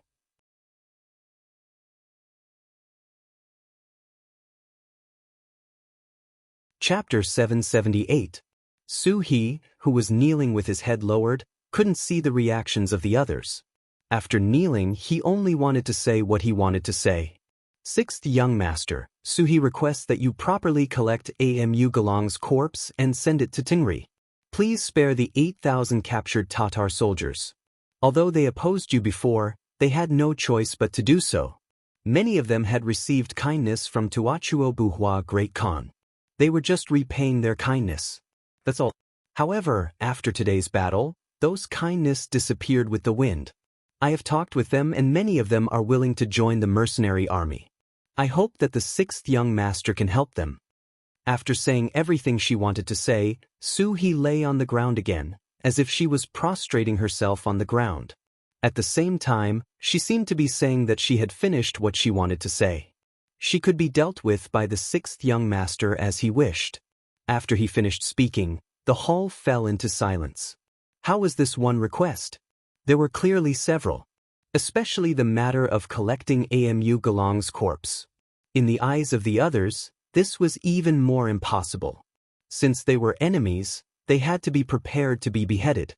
Moreover, who didn't know that the mercenary army loved to observe wherever they went? This was a great psychological deterrent. Not to mention, He had already tried to persuade Amu Gulong to surrender. However, the facts proved that it was useless. Now that Amu Gulong was defeated, the mercenary army defeated him with their own strength. Why did they have to bury him properly? Tiger's Mane, who knew everything, had a puzzled expression. He looked at Su He, who was kneeling on the ground, and said, "Commander Su, don't you think you are too much? Amu Gulong is our enemy. Why do you want to bury the enemy's corpse properly? Also, how should we deal with the captives? Is this something that a commander like you can consider or even question? Don't think that you have made a great contribution by killing Amu Gulong today. Let me tell you, I don't even need the young master to make a move. I can easily deal with you. Moreover, the other soldiers of the Tatar cavalry regiment won't have any doubts. Do you believe me?" Tiger's Mane wasn't exaggerating. Although the majority of the Tatar cavalry were Tatars, and they were the Tatar cavalry under the leadership of Agadorji. However, after a few months of training, especially the political studies that took half an afternoon every week, many people's mentality had changed. At the end of the day, everyone was only willing to follow Agadorji because they wanted to live a better life. Later on, he surrendered with Su He and joined the mercenary group with the same mindset. Reality had proven that becoming a member of the mercenary group could solve the problem of food and clothing. Since that was the case, of course they would side with the mercenary group. Even if Su He had other thoughts and wanted to leave, there wouldn't be many soldiers who would make the same choice. In other words, the true leadership of Su He's Tatar cavalry regiment didn't lie with him as the commander, but with the higher-ups of the mercenary group, in the hands of young master Yang Chendong. Su He was naturally very clear about this point as a famous general. He didn't doubt Tiger's Mane's words. He just lowered his head and said, "Commander Tiger, I don't want to do things based on merit. This is all my personal opinion and has nothing to do with the Tatar cavalry regiment. If you think I'm wrong, then punish me. I'll accept any punishment. Even if you want me to be an ordinary soldier, I'll accept the punishment. However, I hope that you and the 6th young master will seriously consider my request." Even though he knew this, Su He still didn't have any intention of relenting. This had already shown his determination. Because of this, Tiger's Mane didn't know what to say. He could only glare at him angrily. Then he shifted his gaze to Yang Chendong, who was sitting at the head of the table. He believed that the 6th young master would have a way to resolve this matter. Yang Chendong had been listening attentively from the side. When he heard Su He's request and Tiger's Mane's reprimand, he didn't make a sound. Now that everyone was silent, he coughed lightly and said, "Tiger's Mane is right. Amu Gulong is our enemy. He didn't listen to persuasion and didn't take the opportunity we gave him seriously. Since he didn't take it, he's dead. Why should we collect the enemy's corpse? Commander Su, do you have any other reasons for this matter? Why don't you tell us?" Yang Chendong said this calmly, without the slightest trace of anger. However, it was precisely because of this that Su He, who was kneeling on the ground, understood that this was the 6th young master giving him a chance to explain. If he didn't take it, he might really be punished. Originally, surrendering was something that he was forced to do. He thought that he would just be wasting his time anywhere. Therefore, he decided to enter the mercenary camp and take a good look. If it didn't work out, he would just look for an opportunity to leave. However, he never thought that the moment he entered the mercenary camp, he would really be infected by the atmosphere here. Here, officers and soldiers were all equal. They were particular about punishment for mistakes and rewards for meritorious deeds. Moreover, the military discipline was strict and they would never make things difficult for ordinary citizens. Here, they could eat their fill, wear warm clothes, and have a beautiful future to look forward to. Wasn't all of this what he had been pursuing all his life? Su He naturally liked this place. He liked it from the bottom of his heart. Even if others wanted to chase him away, he was also sincerely unwilling. However, he still did it today because he knew that he had to do it. Now that the 6th young master gave him a chance to explain, he cherished it very much. He slowly raised his head and looked at Yang Chendong, who was sitting there with an expectant look, and said, "6th young master, I did it because it was not only my idea, but also the idea of the 8,000 captive Tatar soldiers. I have talked with this person and found that he is a rare talent. I wanted him to be used by the 6th young master, but he made this request, so he didn't say what, but he believed that the 6th young master would be able to guess it. Yang Chendong's expression didn't change much. When he knelt down and said the request, he already guessed something, and He's answer was no different from his guess. Well, tell me in detail. Yes, 6th young master. As far as I know, Amu Gulang was an orphan when he was young. His parents were killed by the enemy. He grew up eating the food of hundreds of families. Later, he met the great Khan Tuachuo Buchuo and was raised by him. He was someone the great Khan trusted greatly. Later, he was arranged to guard Tulu city. Because of this, even though he knew that he had no chance of winning against the mercenaries, he still made the decision to fight. He wanted to use his life to repay the great Khan's kindness. Even though he knew that he would die, he still did it. Isn't this loyalty worthy of respect? Furthermore, this subordinate also learned from the other captives that when there was no food in Tulu city, Amu Gulang did not rely on his status as a general to steal the soldiers' rations. On the contrary, he ate whatever the ordinary soldiers ate. He set a very good example, which also made him hold a very high position in the hearts of the soldiers. If we can properly collect his corpse, the other Tatar soldiers will definitely be grateful. This will play a better role in the future when we incorporate them into our forces. Of course, the reason why I made this request is to let go of this person. I originally thought that he was just a deputy general by Amu Gulang's side, but after a long conversation between the two of us in the afternoon, I realized that this person had lofty ambitions. In terms of the overall situation, even I was inferior to him. After that, I learned that this person also didn't have a good background. His mother was a Han, and his Mongolian bloodline wasn't pure. Therefore, he had no room to display his strength. Such a person should be the one the 6th young master took a fancy to. I advised him to follow the 6th young master, and he raised the issue of burying Amu Gulang properly. He also said that this was his promise. If he couldn't fulfill this promise, he would rather die. Wasn't such a loyal and affectionate person the 6th young master was looking for? That's why I boldly suggested this and asked the 6th young master to approve. After finally saying all the reasons, he once again placed his head on the ground, looking like he was at his disposal. More than once, he mentioned the name of, "I'm leaving." Even Yang Chendong was curious. He was very clear about He's ability. He was already a rare warlord, and the person he admired must be outstanding. Beta Persei, go and bring that person called, "I'm leaving." Seeing is better than hearing 100 times. Since he described this person so well, Yang Chendong wanted to see if it was true or not. Beta Persei agreed and walked out. Not long after, he walked into the hall with a man with a thin face and big eyes. As soon as he entered, Beta Persei shouted in a loud voice, "This is the 6th young master, the god of war in your mouth. Kneel down." Greetings to the great Ming's Duke of Loyalty. After Beta Persei said these words, the "I'm leaving" had already obediently knelt down. On the contrary, Beta Persei, who was prepared to help the "I'm leaving," was stunned. He could only sigh in his heart, "At least you know what's good for you." He stood at the side and stared at him to prevent him from doing anything that would be detrimental to the young master. Yang Chendong did not pay attention to these small movements. Instead, his gaze fell on the extremely thin "I'm leaving." Rather than saying he was thin, it was better to describe him as thin as a match. It was only because his bones were wide that he did not give others the impression that he was very thin. Just like his big eyes, they might not have been that big originally. It was only because his face was too thin that it made his eyes look big.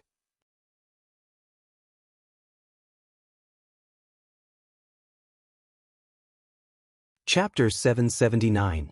With just one look, Yang Chendong could imagine what kind of life the 10,000 Tatar soldiers were living. According to Suhi, Shibi was second only to Amu Gulang. If even he was so thin, one could imagine what kind of life the other ordinary soldiers were living. These thoughts just flashed through his mind. Yang Chendong looked at Shibi, who was kneeling on the ground, and said, "I heard from Commander Su He that your mother is Han? How can you prove it?"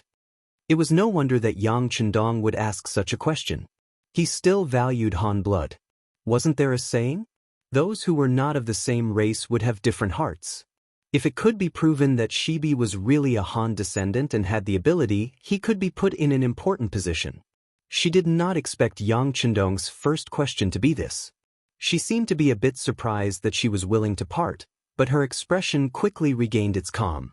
She then used a perfectly articulated voice to reply, "Duke of Loyalty and Courage, my mother once said that her ancestral home was from Suzhou. My mother's ancestors even had some wealth. However, because they later offended someone, the entire family was sent to the border. In one battle, the city was broken into. My mother also became a spoil of war. Later, she was snatched by my father and gave birth to me." After a series of explanations, Shibi smiled bitterly. "My parents are now gone. I know that there is no way to find out. However, when I was young, my mother liked to hum some Suzhou tunes when she was free. I unintentionally learned some. Now, I will sing it for Duke of Loyalty and everyone." Shibi didn't care if anyone was willing to listen. He started to sing. Although there were no instruments, even if he sang without the help of instruments, it still had a special charm. When Yang Chendong heard this, he roughly determined Shibi's identity. He had heard Suzhou songs before. In the past, Lady Shui and Lady Xiang had often played them in front of him. Although Shibi was limited by the condition of his voice, the charm of it had been sung by him. This was very difficult. Think about it, if he didn't really hear about it or was influenced by it, why would a Tatar cavalry learn such a useless thing? Moreover, if one looked closely at Shbai's face, they would notice that he was different from the Mongols. For example, his skin color and expression were similar to many Han people. Not to mention, the Great Ming Dynasty and the Mongols had been at war for many years. There were many cases where the Great Ming Dynasty was involved in the war.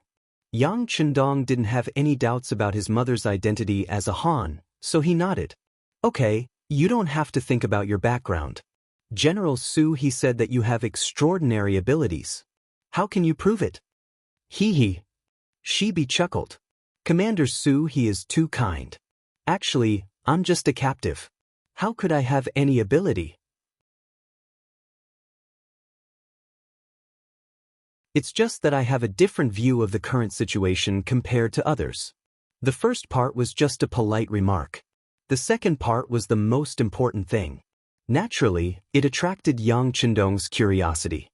"What do you think of the situation?" "Yes." Shibi solemnly replied and said, "During the day, I was fortunate enough to meet Commander Su He. We talked about the mercenary army. In my opinion, the mercenary army's growth is inevitable. In fact, no one can stop it." "But?" Yang Chendong asked in a concise manner. "There is only one reason. The Duke of Loyalty and Courage is sincerely thinking for the common people. That's enough." His face was full of confidence. If one looked closely, there was even a sense of heroism. Shbai's voice became louder and louder. "Looking at the entire grassland and even the world, there are countless people who claim to be working for the common people. However, how many of them can do it? On the grassland, the tribes are constantly fighting. Today you fight me. Tomorrow I fight you. The day after tomorrow, they fight you. In the end, it's all about fighting for resources and money. Who has truly thought for the common people? Who has seriously considered that what the common people really want is peace? Look at the Great Ming Dynasty. It seems that the land is tens of thousands of miles long, and there are many people. However, how many of the common people are able to have enough food and clothing? Are they truly satisfied? Especially in recent years, after the Great Ming Dynasty was divided into North and South, the people in power thought about how to unify the world and leave their names in history. In order to achieve these goals, they can only compete with the common people. They snatch gold, silver, and even rations from the common people. However, they don't know that doing so has already made them lose the hearts of the people. Even if they can unify the world one day, it will only be a temporary glory. They don't know that the common people are the foundation of a country. Only when their lives are truly good and their hearts are at peace will the world be stable. Among them, many have long forgotten that water can carry a boat, but it can also capsize a boat. At this time, Shpai was more like an old master talking about the general trend of the world. Many of the things he said were reasonable and well-founded. Even Tiger's Mane and Beta Persei, who were standing on both sides of him, nodded their heads in approval from time to time. Not to mention Yang Chendong, who was sitting at the head of the table. This was the first general he had come into contact with who put the hearts of the common people first. In the past, there were also people who talked about the hearts of the people. For example, Yu Qian was such a person. He cared about the lives of the common people very much and cared about their thoughts. Therefore, this person became the castellan of Chichen City. Facts had also proved that this person had done a very good job and had solved Yang Chendong's worries. And now, another person had appeared. It was conceivable that once Yang Chendong recognized this person's ability, he would be entrusted with an important task. That's right. At some point in time, Shibi had stopped his long-winded speech. His entire aura changed as well. He once again assumed the appearance of a sinner. He knelt there with his head lowered, looking like he was waiting to be dealt with. However, Yang Chendong's voice also sounded. He finally understood why he would rather not give him any benefits and bury Amu Gulong properly. It seemed like he also saw that Shpai was a talent. Yes, Shpai. You indeed have different knowledge from others. Since it's like this, are you willing to join the mercenary army? Yang Chendong said with a straight face. In ancient times, common people were not that important. Although there were many people who would often say it, reality had already proven that there were not many people who could really do it. This made Shpai's gaze even more shocking. Sinner is willing. But Sinner still has a request. Shpai's heart calmed down. He knew that his view should be the same as Yang Chendong's, so he took the opportunity to raise a request. Logically speaking, since he was already a sinner, he should not raise any conditions. However, it was obvious that Yang Chendong was in a good mood. Previously, he had fought a battle, so Yang Chendong was not angry. Instead, he chuckled, pass down the order, collect Amu Gulong's corpse and bury it properly. Allow 8,000 captives and the common people in the city to watch the ceremony. Considering that they have been malnourished for a long time, let them return to the logistics team of the first city and join the construction team. Let them work while recuperating. After they recover their fighting strength, we will consider joining the army. This matter will be handed over to Division Commander Tiger to handle. Tiger's Mane hurriedly lowered his head and replied. Thank you, Duke of Loyalty. I have nothing else to ask for. I am willing to join the mercenary army and will never regret it. Without waiting for him to speak, Yang Chendong had already satisfied all his conditions. He immediately kowtowed to the ground again, indicating his determination. Yang Chendong laughed loudly. It could be seen that he was really happy this time. Tulu City had been breached, so there was no distance between Yang Chendong and Baiming. Looking at the road to Shen Mansion, the situation seemed to have become even more complicated. Shen Mansion, it was not an exaggeration to say that Baiming was the northern gate of the capital. Once one entered here, one could pass through the wooden fortress and enter Huai Lai. After passing through the Juyong Pass, one would be in the capital. Naturally, Baiming had also put in a lot of effort here. He had arranged for a large number of troops, and the command center of the Wanquan Metropolitan was in Shen Mansion. The Wanquan Metropolitan was the same administrative level as the new Ergon Metropolitan. Metropolitan Commander Shi Wanshan was a second-rank military official in the imperial court. Not only that, he was also a scholar who was good at war and good at strategizing. This had to do with Shi Wanshan's background. His father was a scholar, and because he was forced to make a living, he was sponsored by a few wealthy gentry in the village to open a school. He only taught the children of the village, but he was truly capable and knew a lot. Whenever he spoke of something, others would quickly understand and accept it. It was precisely in this environment that Shi Wanshan had slowly grown up. Influenced by what he saw and heard, he began to understand many principles. He had originally wanted to follow his father's example and rely on what he had learned to obtain scholarly honors so that he could contribute to the great Ming. In truth, when he was only a teenager, he had inherited his father's mantle and become a scholar. He seemed to have a bright future ahead of him, but at this time, an incident occurred that changed the course of his life. In the second year after he became a scholar, a group of passing bandits suddenly attacked the village and killed many people. At that time, his father and family all died under the blades of the bandits. Because he was still young, he was taken away by the bandits as a laborer. In the end, he went up the mountain and became a coolie in the bandits' lair. There were dozens of young people who were taken up the mountain with him. In such an environment, they were scared to death. However, Shirwanshan was the only one who was not afraid of power. He stood up and criticized the bandits for all kinds of wrong things, and even proposed all kinds of solutions. If one wanted to reason with the bandits, there was no difference between negotiating with the King of Hell. However, he was amazing because he could still propose some solutions to the problem. The bandits followed his suggestions and soon found that things had become much simpler. As a result, Shirwanshan probably did not expect that he would be valued by the bandits. The defense of the mountain and how to develop in the future all fell into his hands.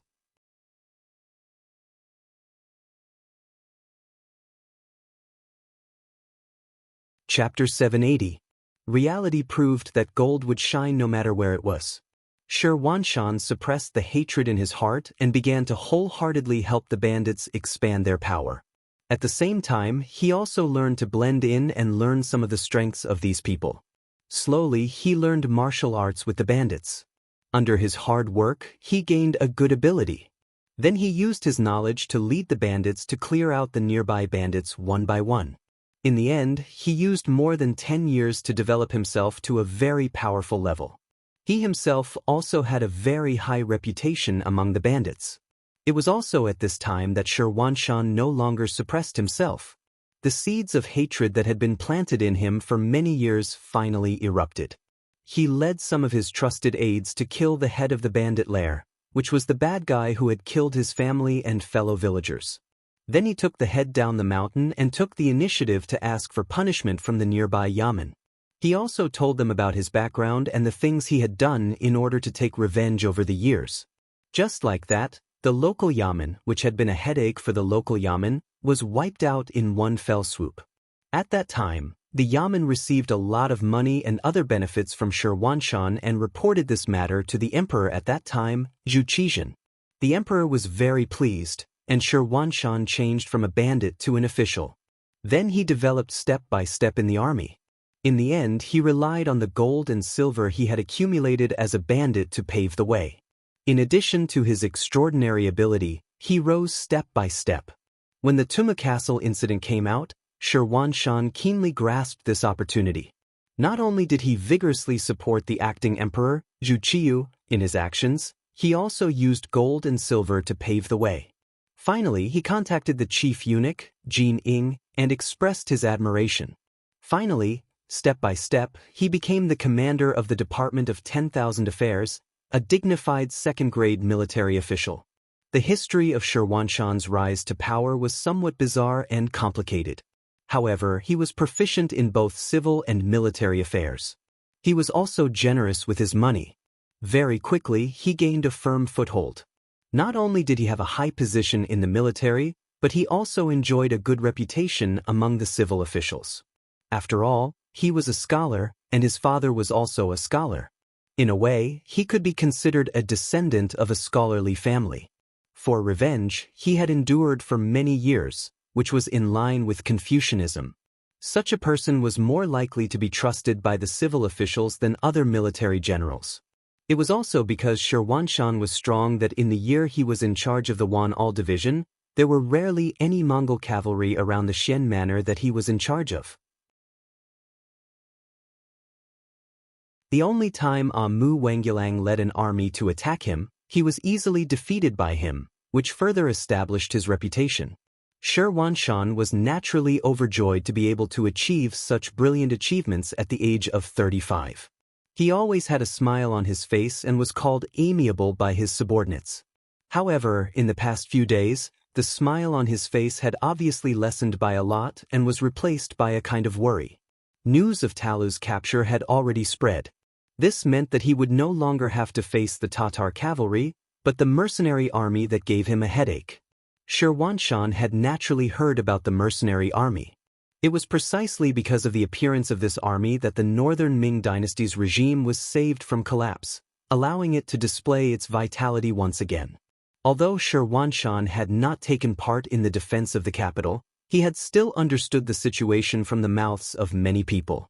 He had always thought highly of the firearms used by the mercenary army and the extremely strong military quality of the mercenary soldiers, and he was also somewhat fearful of them.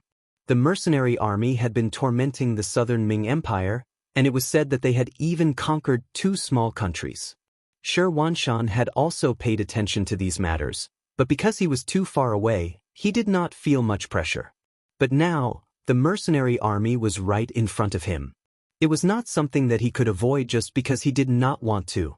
In the residence of the prefectural commander of Xuanfu City, Shirwanshan summoned 2 of his deputies, Commanders Ancient River, a minor rank 2 general, and Prefectural Commander Ning Wenfeng, a major rank 3 general. The 3 of them were seated in a side hall, drinking wine. With Shirwanshan's methods, it didn't take long for the 2 deputies to submit to him. It could be said that they listened to his every word. Therefore, when the 3 of them met, they didn't care about etiquette. This was also the reason why they met in the side hall instead of the main hall. You already know the situation. Tell me what you think. Shirwanshan lightly tapped the jade table with his right hand, his gaze passing between Ancient River and Ning Wenfeng. What else can we do? After all, the Duke of Loyalty was conferred by the Emperor. Since they conquered Tulu City, it's the same as helping us conquer Tulu City. Send someone to take over the city's management rights. Commander Ancient River's voice was loud and clear as he spoke very casually. No. After he finished speaking, the commander Ning Wenfeng at the side immediately waved his hand. As his name suggested, Ning Wenfeng did not seem like an ordinary general. Instead, he had the elegance of a scholar. In fact, without knowing his position, very few people would associate him with a general. In fact, his skills on horseback were quite good. He was also someone who was both civil and martial. Back then, in order to subdue him, Shirwanshan had spent a lot of effort. At the very least, he had put in more effort than when he had subdued Ancient River. It was precisely because he had put in so much effort that this person's abilities were proven. When Ning Wenfeng said no, Shirwanshan slightly raised his eyebrows. His eyes flashed with an appreciative smile. It was clear that he already knew what the other party meant. Gu He, on the other hand, asked casually, "Can't? Why not? Don't tell me that the Duke of Loyalty dares to defy the imperial court's decree? No matter how powerful he is, does he dare to openly oppose our Baiming?" The words, "openly oppose," already proved that Ancient River had seen through the mystery. He was not a stupid person. Thinking about it, if he was a stupid person, how could he become a secondary second-rank military official? How could Shirwanshan have spent so much effort to subdue him? Ah! Ning Wenfeng giggled in response to Ancient River's question.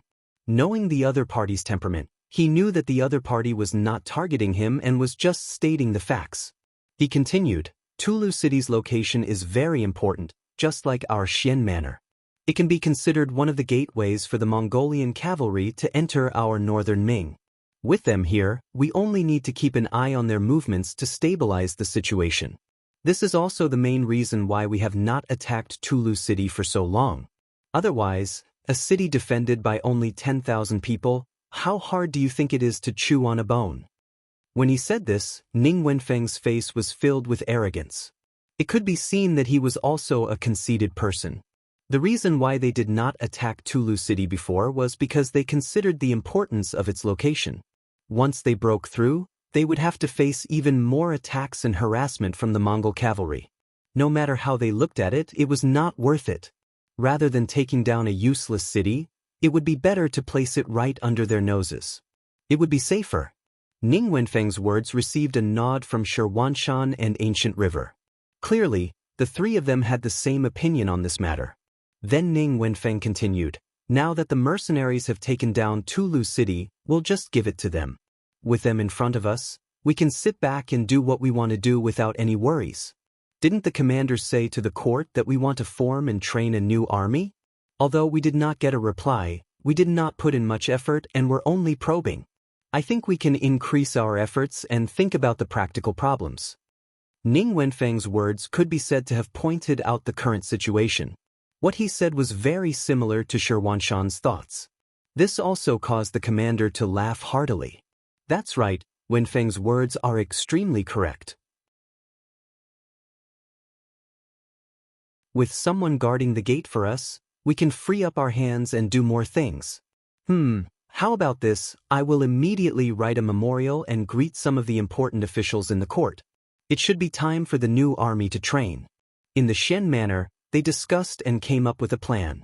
They adopted the strategy of responding to changes by remaining unchanged and watching the situation develop with a smile. They wanted to use the mercenaries to guard the gate of Tulu City for them while vigorously developing and strengthening themselves. But what they did not expect was that the mercenaries, who should be stabilizing Tulu City and digesting the fruits of their labor, would brave the snow and come to the Shen manor. Of course, there weren't many mercenaries. At most, there were only a few hundred of them. But among these few hundred people, there was the Duke of Loyalty and Courage. This was not a small matter. When he heard his subordinate report that the Duke of Loyalty and Courage had personally come to the city gate, Shi Wanshan, who was reading in the study, was shocked. He quickly put on his armor, called for his personal guards, and left the manor to go up the city gate tower. As he rushed up the city gate tower, Shi Wanshan was still puzzled. He could not understand why the Duke of Loyalty and Courage, who had taken down Tulu City, did not properly digest the fruits of victory there and strengthen the city's defenses. Why did he come to the Shen manor? What did he want to do? Shi Wanshan did not know that the so-called digestion of fruits, in the eyes of others, might be a long process, but in the eyes of Yang Chendong, who was already prepared, it was just a matter of a few words. He only needed to send the civilians who wanted to leave the city, as well as the captured Tatar soldiers, to the first city at the rear. The road from Tulu City to the first city had already been cleared by Lu Zhua of the 2nd Cavalry Regiment and the 3 new regiments, which could ensure the transportation of people and supplies. With this as a prerequisite, the distance of 700 to 800 li was not much of a problem. As for Tulu City, 2 battalions of soldiers were left behind to maintain normal operations. It should be known that it was winter, not a good time for battle. No one would easily have any ideas about Tulu City. You're tuning in to the Passion Pages YouTube channel. We're so grateful for your support, and don't forget to subscribe to join us on this incredible journey through captivating stories.